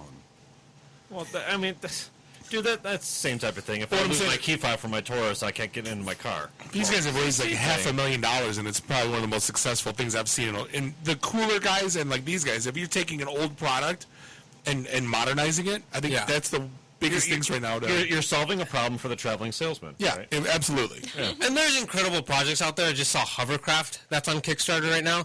The hoverboard. The hoverboard. It's going viral. It's going viral. Yeah, it's only $10,000. Yeah. Well, let's buy 2. I need 4 of them to hold my ass up. How are you actually standing on, Bob? A lot of our projects are not necessarily crazy cool inventions. More of them are community development, entrepreneurs. We have a really, really cool project. It's called Orbit, and it's about the history of the gum? Orbit magazine. No, not gum? The Orbit magazine that was around in Detroit, I don't know, in the 70s, 80s. It's a really cool project. It's talking about the history. It's a book. It's a publisher doing a book about the history of Orbit. And Orbit was like a parody type magazine, kind of came out before The Onion. It was If anyone remembers it. I don't remember it. I remember You too? Yeah. Wasn't it around on Wayne State? Yeah. Yeah. I remember. Yeah. We were in Orbit. When we were dressed as Devo for Halloween, like in I remember seeing it on 96. campus walking around. Yeah. I would definitely urge you to check it out. We do have some secret news. I'm not allowed to release it, but people can talk maybe. Stop. Just turn that off. You deserve that. I was in Orbit. Isn't like you know it's an idea. I think like it's kind of like it's like professional begging. Like that's really what it boils down to. This whole like crowdfunding thing. Yeah, it's a fancy word for professional begging. So if you get all the homeless people to sign up, and then you could do like. There actually is a crowdfunding site for the homeless. There needs to be. Out of here. Are you serious? There's a professional crowdfunding site. They can't afford shoes, but they have a website. Wait, they can't afford a Sharpie marker for their cardboard box, but they can have a website. No, I think that's a good idea to do that for So one person, good idea. While she's looking for that, you so guys, from a Patronicity.com standpoint, this is one of the questions that I had. So what's the best project you've seen come through so far? There's an art studio in Lansing, and I think this project was incredible. It had a great reach, but it's a very emotional project. It's giving access for kids in kind of a rougher neighborhood, access to art. There's really heartwarming projects from skate parks in Marquette. Who the hell skates in Marquette? It's like freezing cold. To projects like Reach, where providing an art studio for kids in underprivileged neighborhoods. Right. Even down to Midtown Detroit just did Midtown Detroit Alley. This is and a cool it's a story. green alley. It's a really cool story where right on 2nd and Selden, not very, right up Warren, there's an alley, one of those alleys that is rubbled cement, broken glass, no lights. You don't want to go down there, like most of our alleys. And Midtown Detroit Inc., is, I'm sure many people are familiar with, in Detroit, hosted a project on Patronicity. And they wanted to raise $50,000. They hit their goal. They had contributors across this nation.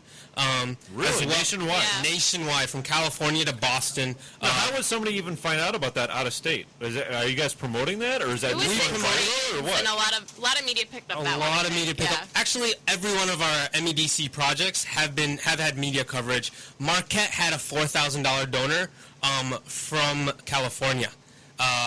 Huge. Another one of our projects, Mr. Detroit, might have sponsored a giant portion of that. And so there's a really cool movement. People find out about this overnight. It's social media. It just goes viral. Yeah. And it's allowing you to tap into other places nationwide to be able to raise funds for projects. That is really cool. So they raised $50,000. That's phenomenal. And even contributors not only from residents or expats and citizens, but state entities. Aside from the MEDC match, MDOT contributed. Sometimes I wonder if they build a road right, but hey, they got 10 grand from them. Donating money, fixed friggin' 96. Right. By the way, I found the homeless website. It's a little bit different. It's called Benevolent. and it's in Detroit. It's for philanthropic crowdfunding. So they pick low-income people. They let them share their stories and talk about their basic needs that they have, and they match them up. No, I could see like this being big for even like local schools. You know, you guys always make fun of me. I was PTA president for 2 years of my kid's school, but it's hard to. I'm not anymore. But it was hard. It's hard to raise funds and to use it. You son of a bitch. But it's a pain in the ass to raise funds and to put something. Totally. It's like squeezing blood from a stone. People don't. I want the best, but I'm not going to give you any money. Well, we had an idea that all we wanted was $20 from a kid's family. Yeah, not going to happen. And that would be like $10,000 a year. Yeah, but they can pay for their high-speed cable. Right. Just once, just one $20 bill, and it wouldn't. But to put something like this out, it might help. You could reach the donors that have left, that went to the school, alumni of that. Not for elementary schools. That's the limit. That's a huge wall right there. Not for elementary schools. Nobody cares. Well, so not for elementary. So, Bob, I'm just going to warn you right now. We're going to wind up going to segment 5. That's fine. No, we are absolutely. So this is a huge topic. It is. So, biggest fail that you've seen? Segment 5. So right now, this is unheard of. We are 5 for 5 for MEDC matching funds projects, and we probably will have. We're on par to probably go for 8 for 8. Nobody's submitted a dumb idea. Oh come on! They don't get approved. And just share one. So the projects that do fail, we haven't had a matching funds project that has failed. We have projects that failed. They put up a project. And they just thought it's a magic site where you can put up something and it gets funded. Well, you talk about tripling your dollars. Give me money. But how long are the It's like a full-time job. You're campaigning for yourself. What about a bathroom light amp? I heard that was... No? Well, going back to the Shark Tank example, where they're always yelling at people for coming in there, and they call them Shark Tank gold diggers, where they know they're not going to get a deal, a snowball's chance in hell, but all of a sudden they got nationwide publicity. Exactly. So that's like if you got projects that are submitted to you guys, they're like, oh, I hope that I'm going to get $50,000 for my. So we have talked about we've been 5 for 5 so far.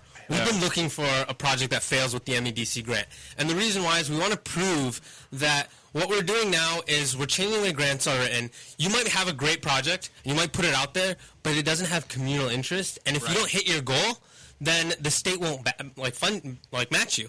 So. Hey, you might have a cool project. It might sound cool. You might say a lot of people like it, but when you go out there and try to raise money for it, you won't get it, and you'll fail. We're waiting for one. That's a challenge. Is there 2 different tiers, or is it automatically they'll match if they reach their goal, or is they reach their goal and then they have to go a little bit further for the match? You have to hit your goal to match, and you only get the match of your goal. So if you raise... whatever it is, it's double. 10,000, you'll get 10,000.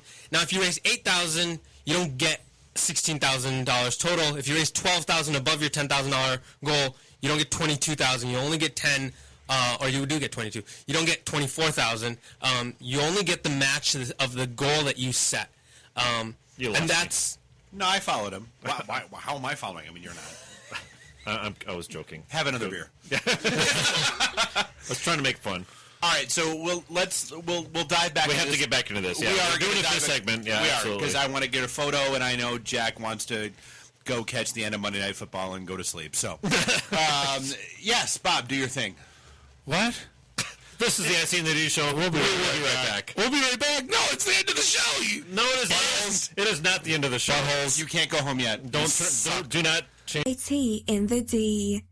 Read. Meet. Listen. Networking Detroit, one beer at a time. Hi, I'm Brittany Daniel from The Game, and you're listening to IT in the D Show. This is a previously recorded episode of the IT in the D Show. And we're back.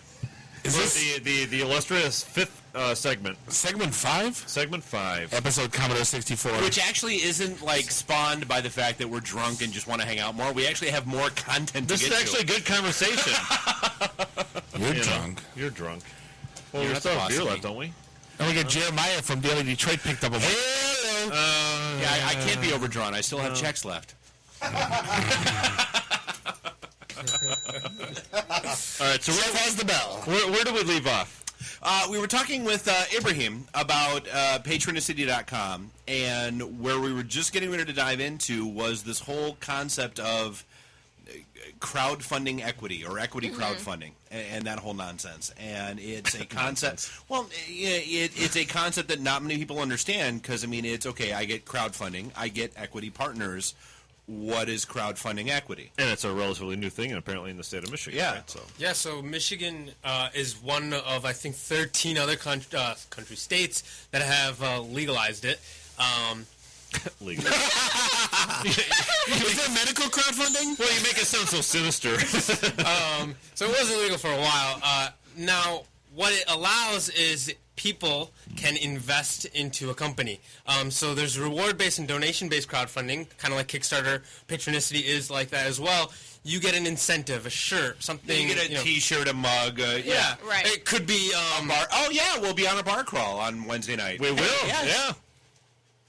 Huh? Okay. They're planning their crowdfunding. No, a crowdfunding initiative that happened that we supported will be on a bar crawl. And that was actually that wasn't on Kickstarter. That was on one of the other ones. No, some weird one that whatever. A rocket something. I want to do crowd drinking. That sounds a lot more fun. Yeah, a cute little girl that was on our show. We gave her money. We're going on a bar crawl.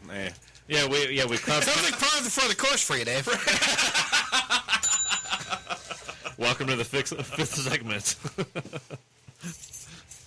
So how does that work? I mean, in Michigan, if it's a relatively new concept, how does that? So I go to a Patronicity, I can buy into a company now. No, so we're not an equity crowdfunding platform. Okay. There are, I believe, two. They are based out of state, but they work in Michigan. One's based out of D.C. and one's based out of Indiana. And what you can do is.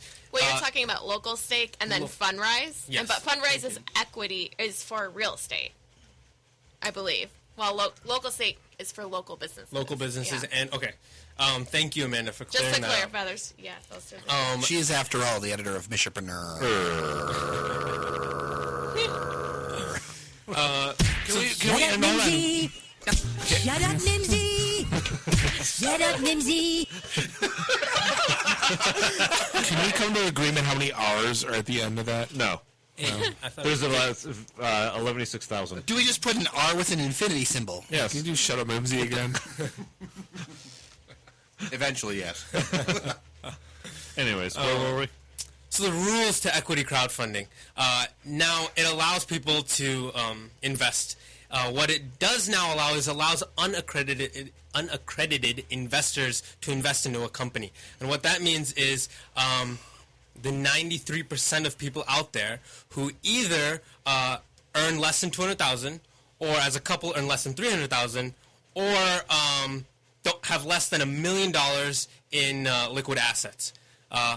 7% of people do have that, and they are an accredited investor, and they can invest more than $10,000 for equity in any company. Now with unaccredited investors, they're allowed to invest under $10,000 in any company for three things: either a share in the company as equity, or essentially just a donation, just a loan, where the company has to pay back that loan. Is this a state thing? This is, yes. So this is legal in the state of Michigan. So Isn't there a national act too, the Jobs Act, or? So the Jobs Act is a little different. It has this is the Mile Act that I'm talking about. Okay. That was signed by Snyder last December. So Sarlacc? It's Sarlacc.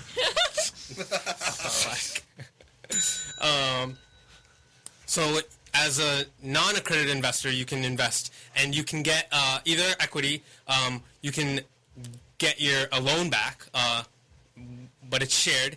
Lastly, you have revenue sharing that you can opt with the company. But if you're only contributing $10,000, is like O'Leary likes to say, right? How much equity are you going to get? Yeah. If you were to tell me as a business, hey, I'll give you $10,000. If you came to me, I don't know if I'd give you any equity because I don't know if $10,000 will, Right. What's the value of that? You're evaluating my company. If I gave you 1%, my value of my company is now $100,000. Yeah, anything more than Yeah, Back so to the math. it's very terrible at math. I was trying to do that math, that math quickly on Shark Tank. I'm like, okay, quick, what's the valuation before the shark says it? Damn it! I'm not that fast. Yeah, 2.5% of what? Yeah, exactly. Typically, you go to They have it in front of them. That's the only difference. Typically, you go to like a traditional VC to raise that larger amount, and then that's when you give a percentage of your company. Right. It's it could be harmful to do it like at that very early stage, but it's still unique that our state's at least open to It is a great opening option, more yes. doors to this. That is very true. It's a great option you can have. Finding more investors, people can get return on what they invest into, as a crowd. And it goes back to that crowdfunding thing, getting a large group of people, the crowd, to fund, financially support a project. Yeah. And so Fundrise, the other platform we kind of talked about, Local Stake is where they do focus on the equity side of it. And I believe he's based in Illinois, and he's operating in the Midwest. Really great guy. But Fundrise is a little bit different. You can crowdfund, so you can invest a certain amount and actually get a share of a building. So you can help redevelop a building, and they do it a little bit differently. Like, you'll get your return in 5 years, and you'll get like little perks. Like, if you helped redevelop a building and there's a big restaurant there, for that year you get all these bonuses as a customer. So there's all these creative things kind of out there, and I think if I show up, I can crash on your couch if you have an apartment there. So Patronicity. So not me, but yeah. So Patronicity as a company, other than exposure on Michipreneur, how are you guys getting the word out there from other than word of mouth? Are you advertising on other mediums or? We haven't even started, but we're getting a lot of response from people just through the state. MEDC is put out a thing. NPR had a thing on it. Because you guys are relatively new, right? Yeah, so there's tons and tons of interest. People are like, wait a minute. All I need to do is raise X amount of, like, $100,000. All I need to raise is, like, $10,000, and I get a match from the state for $10,000. I don't have to do long and tedious grant writing paperwork. That's incredible. So how would an NPR find out about you guys? Is it because of the affiliation with MEDC? Yeah, so MEDC, I believe, had a thing on there where they mentioned it. Okay. I was not on NPR. Well, you guys are in Cranes and a few other local publications. So a couple things, Metro Detroit is... So people are passing the word around virally, People so to are speak. passing the word around. And we just did a conference at MML, the MML conference in Marquette. I drove out there. It's gorgeous weather up there when I went out.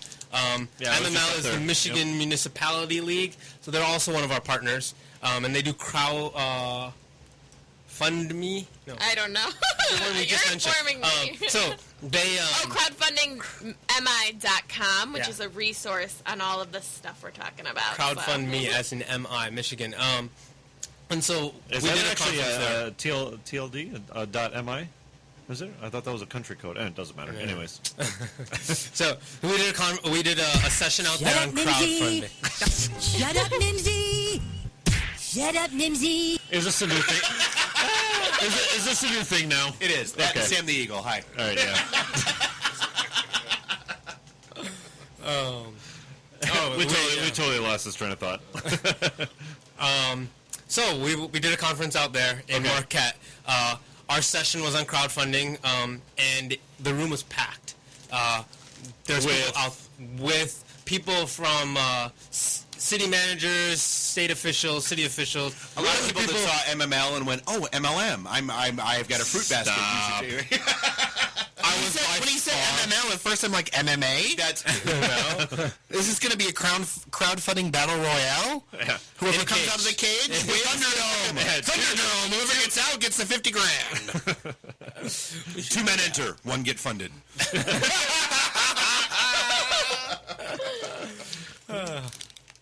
Kind of sort of true, right? That's how the word's getting out there. It's just, through word of mouth for right now.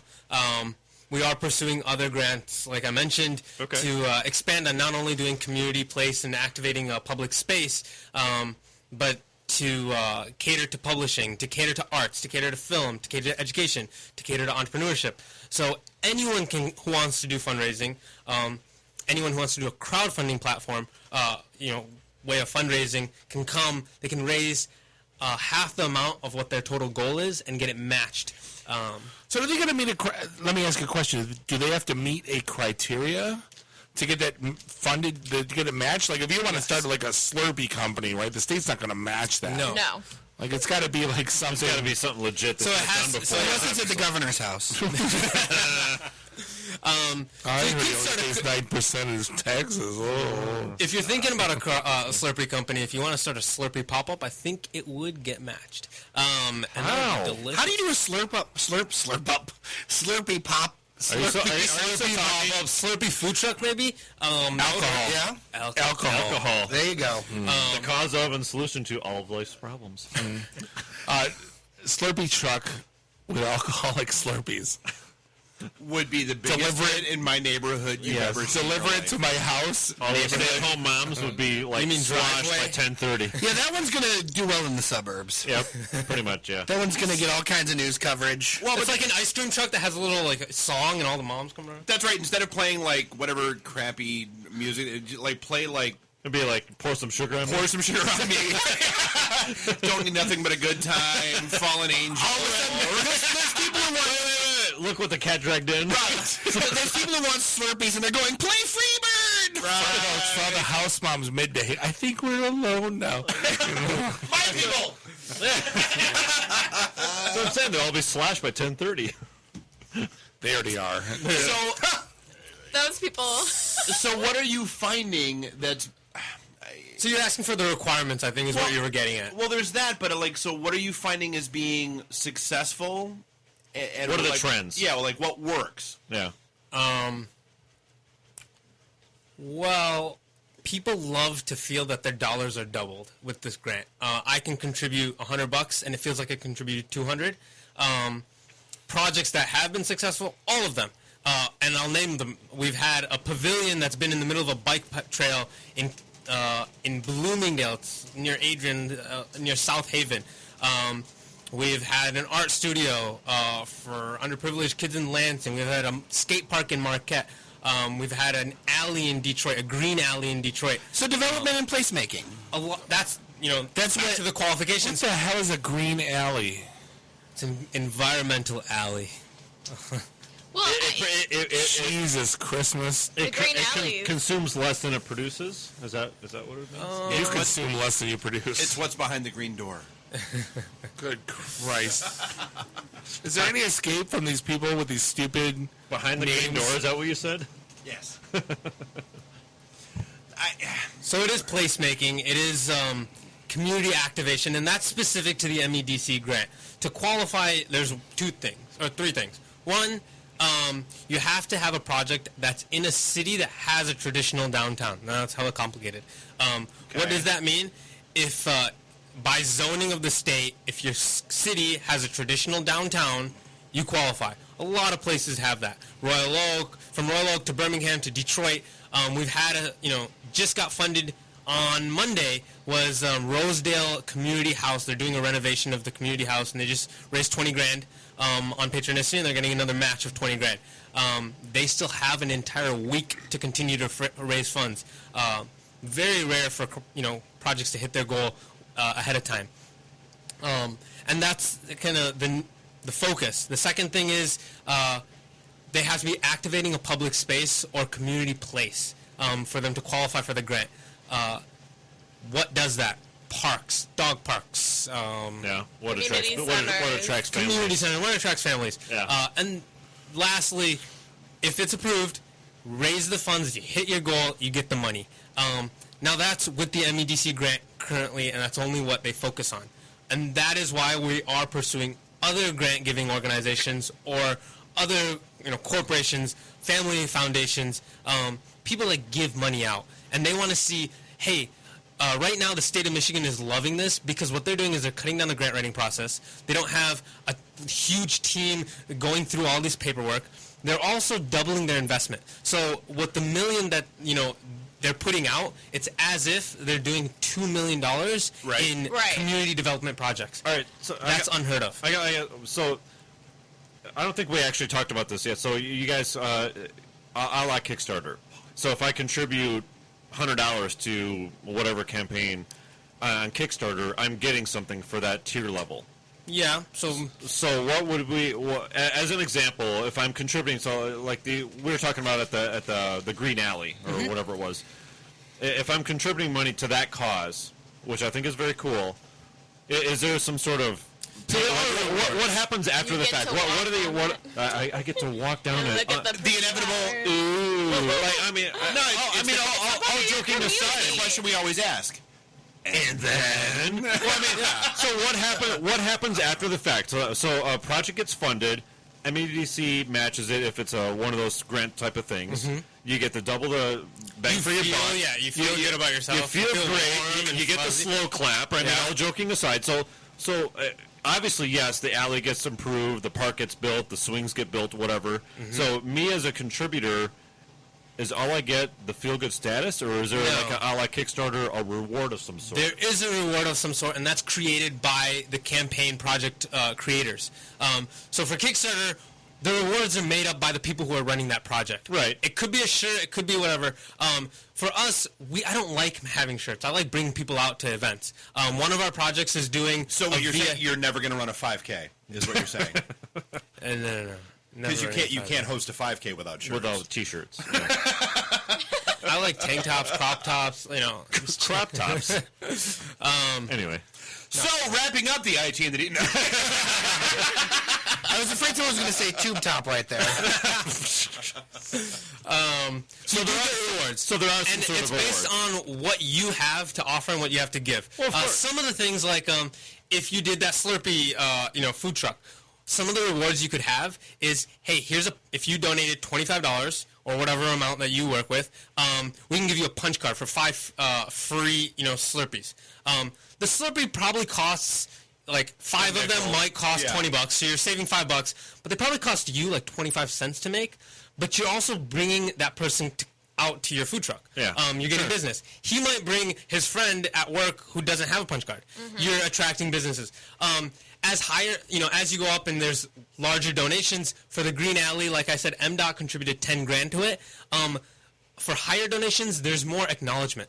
I don't want a shirt. I don't want a Slurpee punch card if I'm a company donating. So it's not like I'm going to walk down the alley and see a bench with somebody's logo on it. You could see someone's. Oh, really? It might not have their logo, but it might have plaque. Like this, bench was donated by whatever. So it's like the engraved brick on it's a like the Slurpee somewhere. Yeah, it's the Slurpee named after you. Yeah. And we have I like that idea. There is a project currently right now that has bricks in the pavilion, in the walkway. It has benches. It literally has exactly what you're talking about. Okay. So that would be an example of like if a corporation donated $1,000. Right. Yeah. Whatever it was. Okay. Right. And they could, because they probably want some recognition. They can care less about a damn shirt. So yep. And so that, that's kind of what you can get back. A lot of the projects are tax deductible. Minus whatever your contribution is. And so there's some cool things that you do get back. It is reward based. When we talked about equity, under 10,000, there, we can accept contributions. We had a contribution for $20,000 just the other day.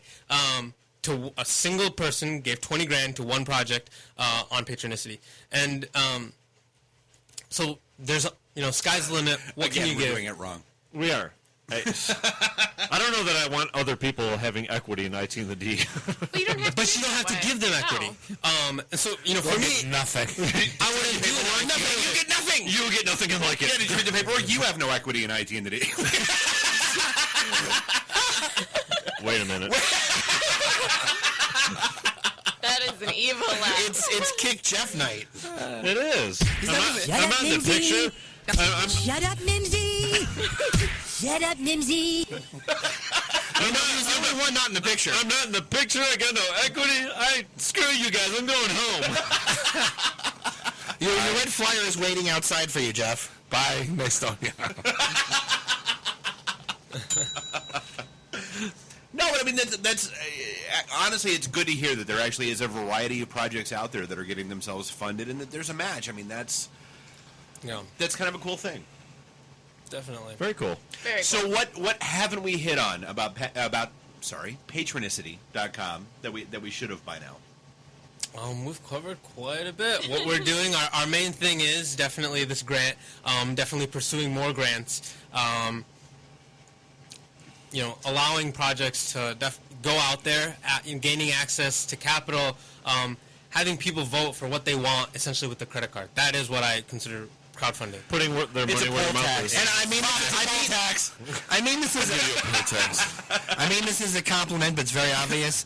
Is what we'd say at the Daily Detroit office is he's well versed in his talking points. Yes, he is. Hey, before we go, can I get one more shut up, Mimsy?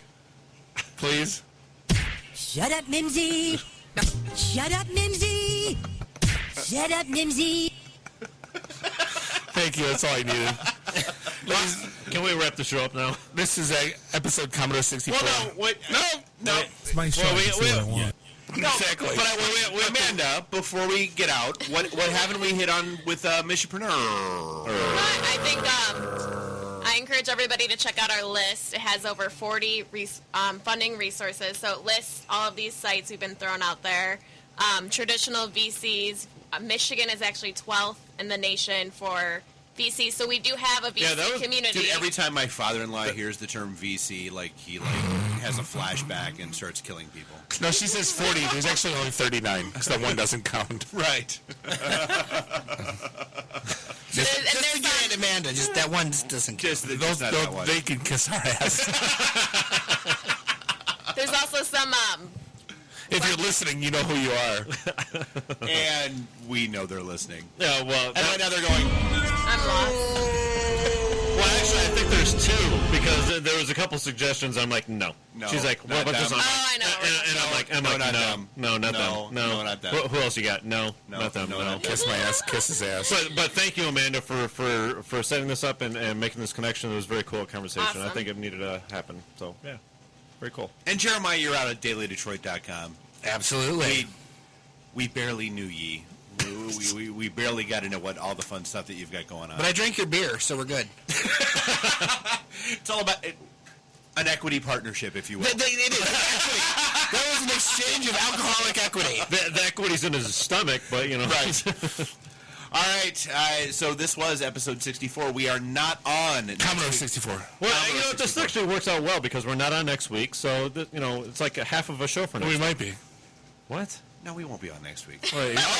Actually, we have an idea. We'll be on, but we won't be live. We have an interesting idea that we're going to run with. So yes, this was the IT and the D show. We're out at itandthed.com, facebook.com/itandthed, at itandthed on Twitter. Yeah, hashtag nobody ever calls us. IT and the Dizzle. Tizzle and the Dizzle.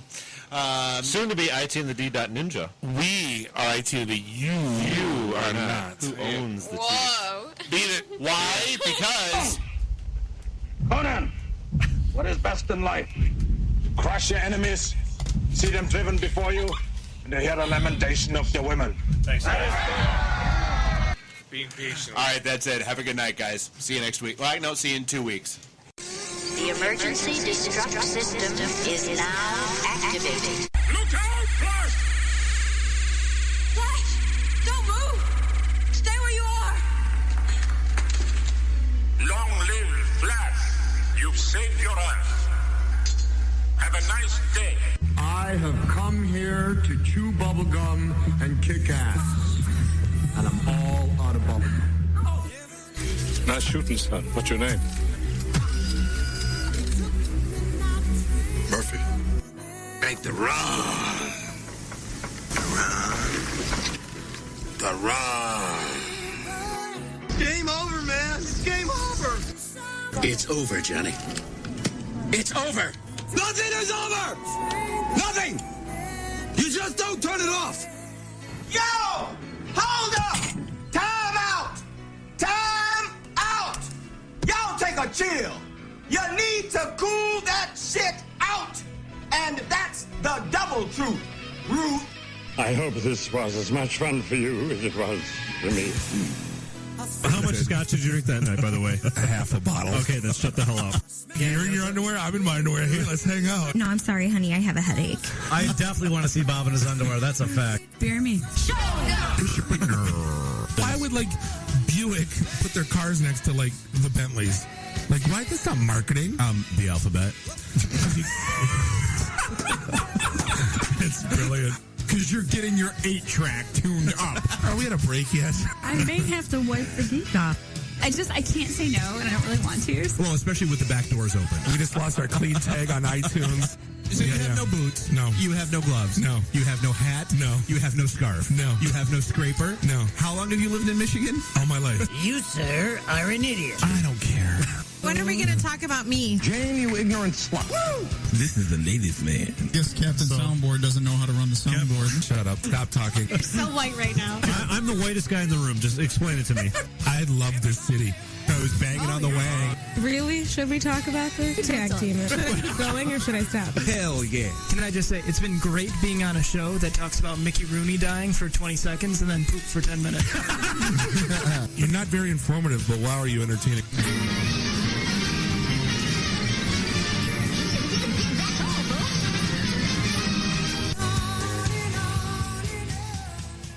This is a previously recorded episode of the IT in the D Show.